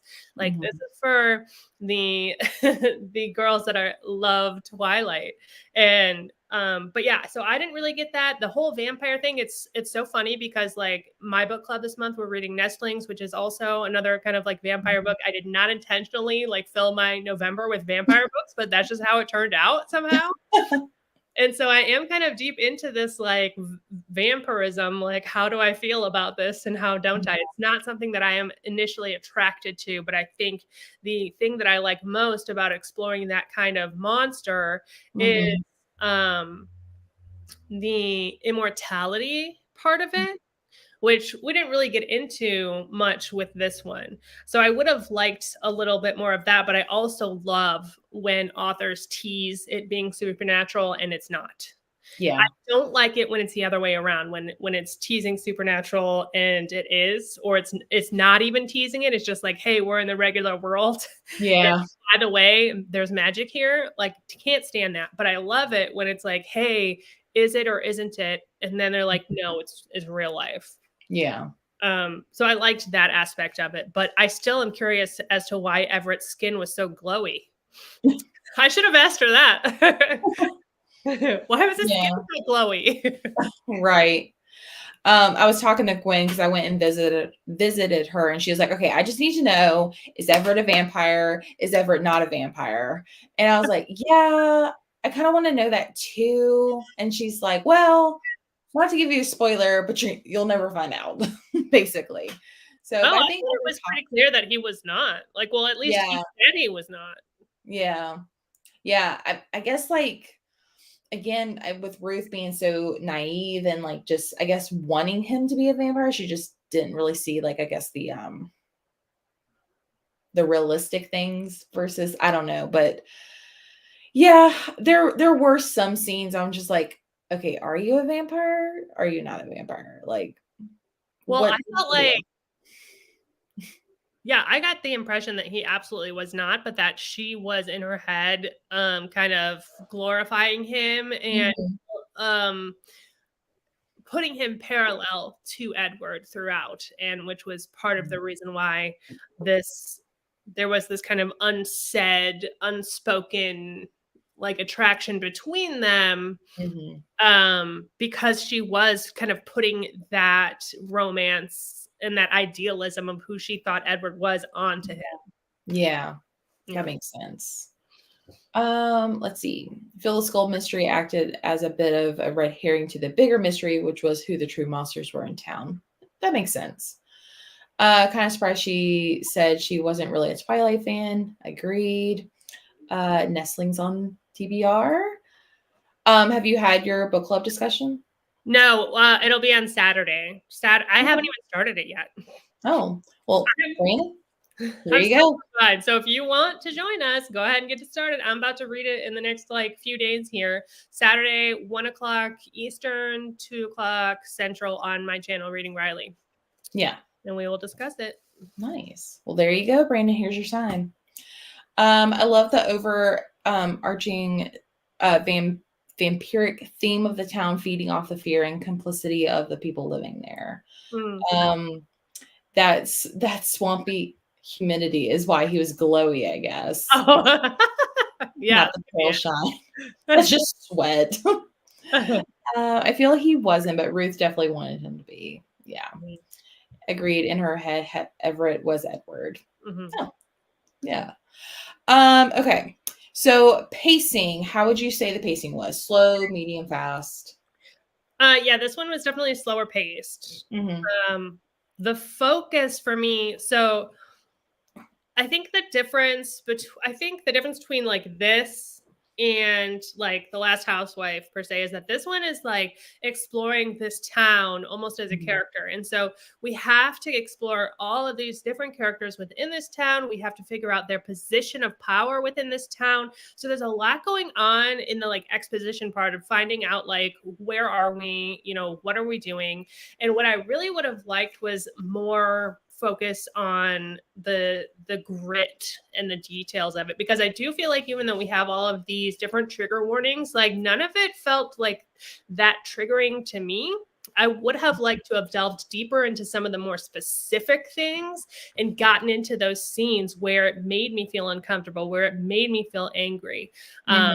Because I didn't quite get that with this. It felt like it was more surface level because it was kind of exploring this dynamic of this entire town. And so I understand why you would have to kind of go into that. And it was almost like this mob mentality where there's like different levels of power within the power, and really exploring that. But I would have liked more grisly detail. Yeah. Personally. Okay. Yeah. I But yeah, can, definitely slower paced. Like it's just like yeah. I kind of got off on a tangent there, but Yeah. definitely slow burn. Yeah. This one kind of it actually took me several days to complete, not because I wasn't liking it, but because it was slower pace. I wasn't like flipping the page. Well, actually, I was listening to most of it because I was driving for most of the book. But I do feel like it took me a while to finish it because of the slower pace. And it's just not, I love fast paced books. I feel like I could fly through them. And then this one, I just had to like kind of savor it or like just take my time with it to like get to know the town, like you said. Yeah. Definitely slower pace in my opinion. Slow, anyone that says different is lying. I agree. Feel like the story went from slow to medium to fast right at the end. Liar. Just kidding. I feel like the it end was, did. The end yeah, did really. Those last few pages, there was a lot happening. yeah. I feel like it went medium, slow to like the very end was really fast. But yeah, overall slow. Get the lie detector test ready. A bit slow in my opinion. Wasn't a huge fan of the timeline switching. Which yes, we'll get to that in a little bit. So would you say it's more plot driven or character driven? You know, I was trying to think about that, and I do think it is more character driven because this is Ruth's story. Yeah. This is her coming into herself, finding out who she is. This is her finding her voice. So I do think it's more character driven, but that character is being held up on like the buttress of this town, you know? Mhm. So it's not as like deep as I would have liked. But even like listening to Ashley and like the way she explained it and like the themes that she was going for and those type of things, I was like every time I was like, yes, I got that. I got that. I see that. So now I'm feeling like um maybe I need to think more deeply into this, but I do think it's a character driven story because it's not like you said, the mystery was kind of like, oh, you know, we found out who it was, but that's not really what this was about. It's about Ruth Right. and it's about Everett. It's about finding herself. It's about finding her voice and speaking up and being in the same way that like what's a which one that I recently read? Cackle Oh yeah. by Rachel Harrison in the same way, but this one had little more of a convoluted plot on the small town deal. But you kind of root for her in that same way, where you're like, okay, I need you to find out who you are. I need you to defy this BS that you've been brought up in. I need you to, and so you are like rooting for her throughout the whole thing, and it is her story. Yeah. I agree. Yeah, because I thought I was going to be plot driven because that's normally kind of what she writes. And then like once I realized like we're focusing more on Ruth and her upbringing and her character and everything like that. Mm-hmm. And then the mystery wasn't really that big of a deal. And then we're seeing like Ruth becoming who she is, finding her voice and stuff like that. And then like I guess finding out if Everett's a vampire and realizing like who has the real power over everything in her life, which I just feel so bad for her. But yeah, definitely character driven. Let's see. I feel like I don't mind if it's slow because I was so invested. So all the character details kept it moving for me. True. Character for sure. Damn, I'm usually the one defending a book.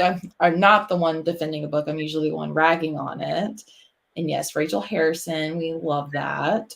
Okay, so what are your thoughts on the religious aspects of this book? Oh, I love anything that is critical of religion. Just because I do feel like there is a power imbalance there. And I grew up religious. I grew up Catholic. I don't like to get too deep. I mean, I say I don't like to, but I always do because I'm an oversharer. But I grew up Catholic, and I just remember like thinking, like, if there is a God, why would He want me to be in constant fear and constant guilt and constant like all of these things? And so I really, really love it when authors are willing to step up and explore that and critique religion, because while I agree, and I honestly, like, whatever anyone believes, I support you in your belief. And I think, if that makes you happy, I don't judge you, nothing. Like, everyone has the right to explore their own beliefs. But I do think that there is a lot of corruption in religion, and there is a lot of power that goes unchecked. And I think the idea of adding that into a novel, or having that as like a plot point in a novel, is always interesting to me. Always. Just critiquing it, exploring it, even if you don't come out on one side or the other, just having that in there, I think it just makes you think. And I respect it. Right. Yeah. I usually don't like I realized last year that cults in fiction are not my jam. But I love like learning about like the true crime and stuff like that about cults, which is also, I guess, like part of like the religious part of it. But so like I try to stay away from it in like my fiction books, but with this one I did see myself also in Ruth as a little bit, because I grew literally a church right down the street my parents took me to all the time. We literally had a whole sermon about why Harry Potter is the devil, and anyone who reads or watch, and this is when the movies were coming out too, so going to see the movie, you're worshiping the devil, and like NASCAR is on Sundays, so it's the devil's work. It's just like, so like I just felt like having that fear preached to me, like you said, like constant worrying. So like I have very similar feelings about that too. And so like seeing Ruth kind of in that same sense, like I felt very, I don't know, I really enjoyed it. For it to be a slow burn mystery, I really liked that the religion, it didn't rub me the wrong way, in my opinion. So. I do want to say also, Lena, that just because it's a slower pace doesn't mean it's bad. Right. Like, that's the thing. Some things are even sweeter when they're slow paced, and it's like that when you finally get that little nugget at the end, you're like, oh, yes. So it's not necessarily a negative thing. Though I personally do prefer faster paced books. Right. Gwen said, we love the overshare. I'm mystified by any small town with only one church. Makes sense. That was my favorite part. It's something tiptoed around too much, and she went there. Agreed. Felt like it was an interesting take and different view on it. I myself grew up in a religious background, so I don't really have those personal experiences myself. Or you did not grow up in a religious background. Excuse me. Oh, okay. Grew up in an Eastern European Orthodox church where services weren't even in English. So I love the religious critiques and criticism. Oh, interesting. I go to church, and you're definitely an odd man out locally if you don't go. But my small town church is big. Dig Halloween is nice. Uber conversation. Politicians have replaced church as the overbearing. Yeah. Yeah, conservative politicians. Yeah. Yeah, 100%. Okay, so this one has been mentioned a few times. Brandon mentioned the timeline switching back and forth. Did you mind it? Did you have thoughts on that? What did you think? I did not mind it. I find that typically when authors use this like dual timeline where they are in present and then also something else leading up to that, it tends to keep my attention more, where I'm like, okay, how did we go from this all the way to this now? And I'm so interested, and I have to know how we get there. I don't know that this was the most successful version of that I've seen. But because it was a little bit confusing from time to time, like I wish that she had, and specifically with the audiobook, I wish that she had like matured in her voice in the newer ones. And I feel like that would have made such a difference. But again, after that conversation with Ashley, I know like how, I'm sure she would request something like that if she had a choice. But yeah, it kind of like especially listening to the audio, I kind of lost sight of like, okay, wait, what timeline are we in now? What timeline are we in now? Yeah. So it's harder to understand. I think that might be something that reading this physically would be easier to understand and to comprehend. Right, right. Yeah, I think I love going back and forth on timelines. I think the only thing that really confused me is like, oh, we're at age 16 or 17, and then we go back to present timeline, and then back and forth, and then it's like all of a sudden we're 8 years old. But I know it was important to go back at that time because you really got to know a lot of the different issues and skeletons in people's closets and like find out like who people really were. So it didn't bother me personally. I just feel like the sudden change out of the blue kind of threw me off, but yeah. I really like that she explored and exposed the idea that mortality and church attendance are not I can't say that word. Like with the neighborhood and the Sunday school teacher. Yes, agreed. Love the changing timelines. Thought Ruth's younger years were so interesting and really gave some breadcrumbs about the shitty men in the town and their shitty deeds. Yep, exactly. I was a little confused by the timelines at some points. True, true. Okay. Let's see. So we asked the author earlier, but what are your thoughts on Ruth and Everett against the community? Yeah, I will reiterate what I said earlier which was that like I really did feel like they saw each other and Oh, yeah. that they like, despite what Ruth thought about herself, Everett knew her intentions. And I really loved that because he knew her better than I think she knew herself and vice versa. I was shipping them, but I also did not feel a lot of the tension that I would have wanted from like a romance subplot.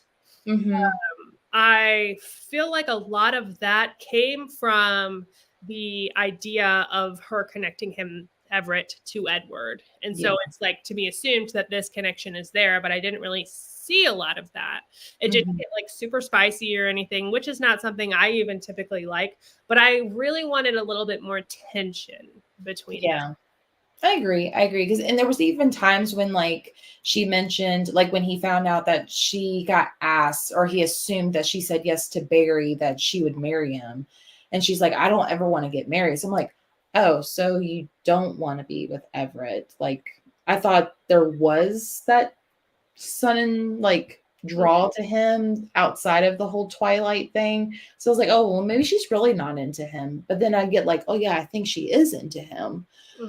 And so, but yeah, like you mentioned earlier, is that they really saw each other, like no one else in the town. So yeah, I agree with what you had said earlier on that. I think the idea of Ruth and Everett being some sort of soulmates are so interesting, and I love their dynamic so much. Wanted more tension too. Agreed. Okay. Let's see. So I think you said you have read the other two thrillers, but not the romances. Where does this one sit in your ranking between the three? Okay, so my ranking of her three thrillers are The Last Housewife, In My Dreams, and Midnight. Okay. Yeah. But that's just personal preference. I thought The Last Housewife was so gritty. And then In My Dreams I Hold a Knife, I loved immediately. And that one is like not even doing something that's never been done, but what it's doing so well that I just could not help but enjoy it, you know? And Right. I just think it was just less my style. And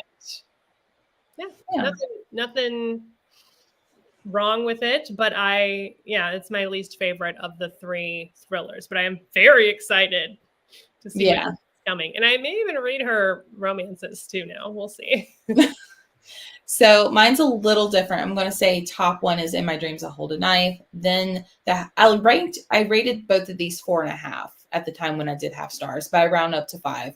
But I think I liked this one just a little bit more, and then this one, and then Midnight, obviously. Let's see. Gwen had the same ranking. My favorite is The Last Housewife, then In My Dreams, then this one. So same ranking. Okay. So let's talk about that ending, and then we'll do our star ratings with everyone. So what did you think of that ending?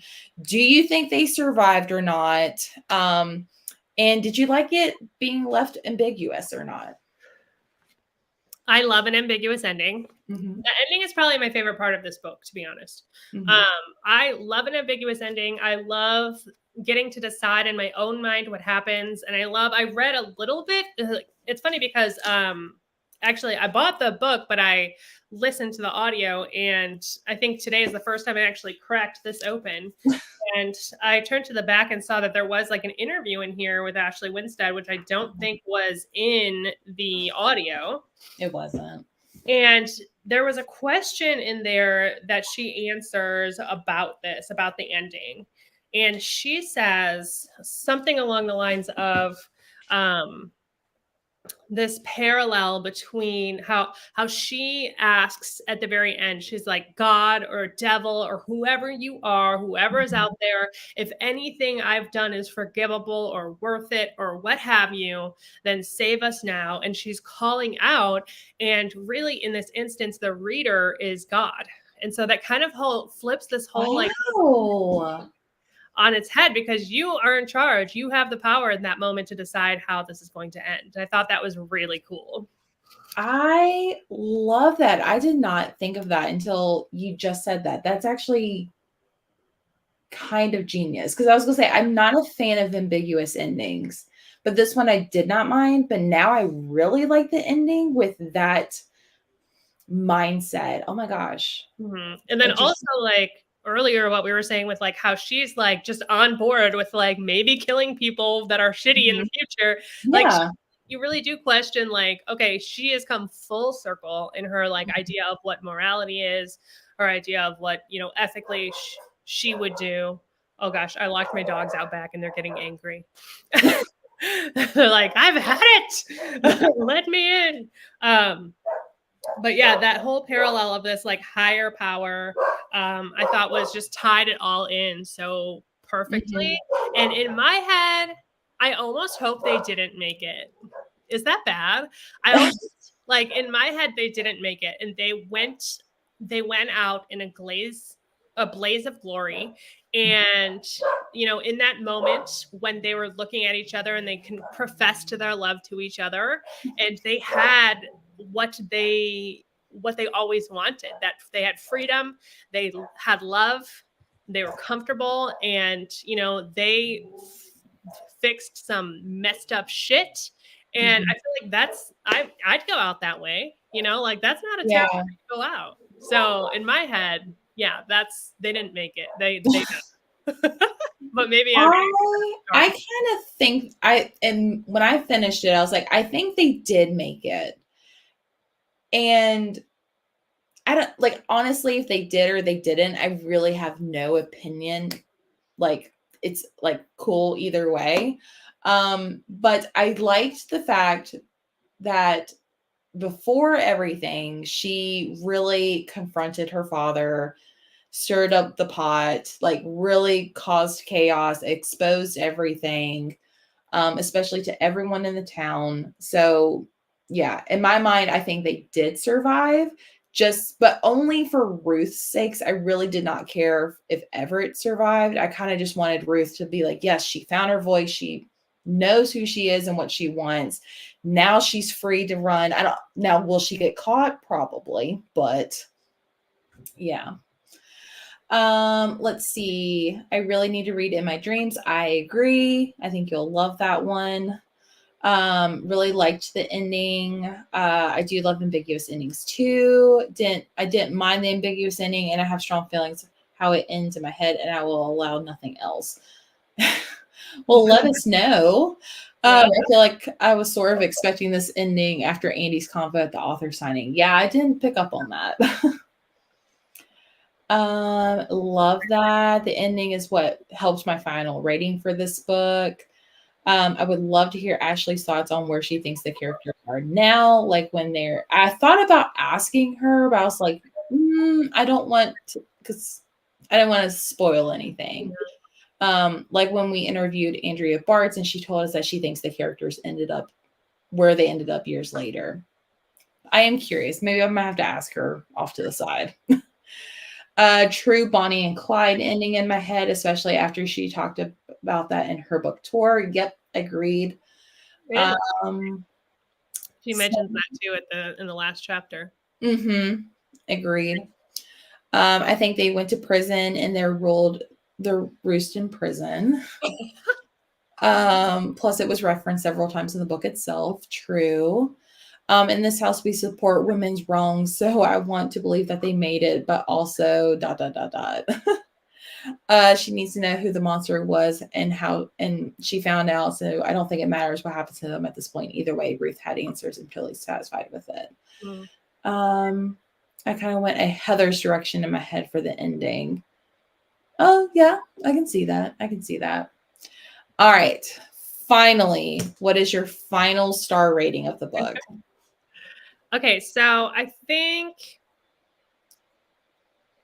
I was pretty set on something, but I think now after all of this discussion, I think my rating is gonna sit at a 3.5. Okay. Yeah. Which I'll round up to 4 on Goodreads. I always do. I have to give it credit where credit is due. Because I do like after she explained like all of the things that she was going for, like I was just like, yes, I see that. So I have to like acknowledge that. I think it just like personally wasn't exactly my style, but I think this is a good book and I totally understand why the people who love it love it. Right. I was also, after I finished it, I was like, it's a 3.5, but I don't do half stars. So I think this is so dumb, but I think just because I got to meet her in person, she agreed to be on here. She's such a delight. And like just hearing the way she talks about things, I do think I am going to round up to a 4-star just because like, I feel like I do understand and comprehend the thought process and why things were done.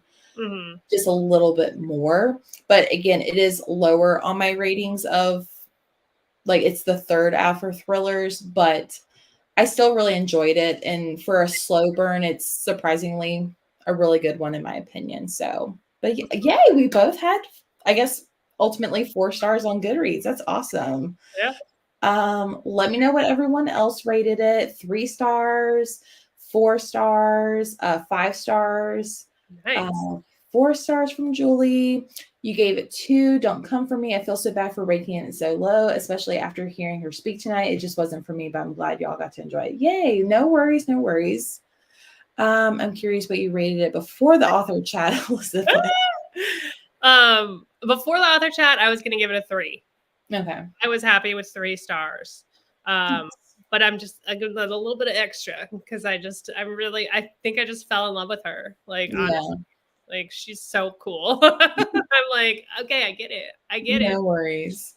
2, but I would be willing to try this author again. Yay. I do want to check out her other books because of Midnight was my first. Oh yeah, you'll love her other one. Or I personally feel like you'll love her other ones a little bit more if you didn't like this one as much. Author interviews always help my star ratings for sure. Yeah, we're totally biased on that. I know Jordan from Storybook Solid gave it 5 stars. She read it as an arc like way back in the day. So yeah, we had quite a bit of mixed ratings. No one rated it 1 star, so that's great. Love that. Elizabeth, I rated book 1 star and then interviewed the author and raised it to a 2. I remember that. Look at that. I think it was the Andrea Bart's The Spare Room. Oh, I haven't read that one. I've read The Writing Retreat. That's the same author, right? That's her sister, Julia Bart's. Oh, ooh. Sorry. No worries. Yeah, me and Lena actually got to interview her on my channel. That was actually the book last month. So, yeah. We just got the hookup with all the authors. I ask, and if they acknowledge that I exist, that's a win for me. Yeah. But it's funny. I did ask her on Instagram, and she's like, "Let me check my schedule, and I'll get back to you." I was like, "Okay." Never heard anything back. Then I met her at the bookstore. I was like, "So did you check your schedule?" Or actually, she offered to be on the channel, and I was like, "Actually, I asked you, and you never got back to me." But I'm glad you're on board. She realized you weren't a psychopath and was yeah, I'm a real person, not coming off this talker. Let's see. 2 stars for Angel. No worries. Of course, always a blast. Thank you so much. Okay, awesome. Jesse brings all the authors to the yard. What's this?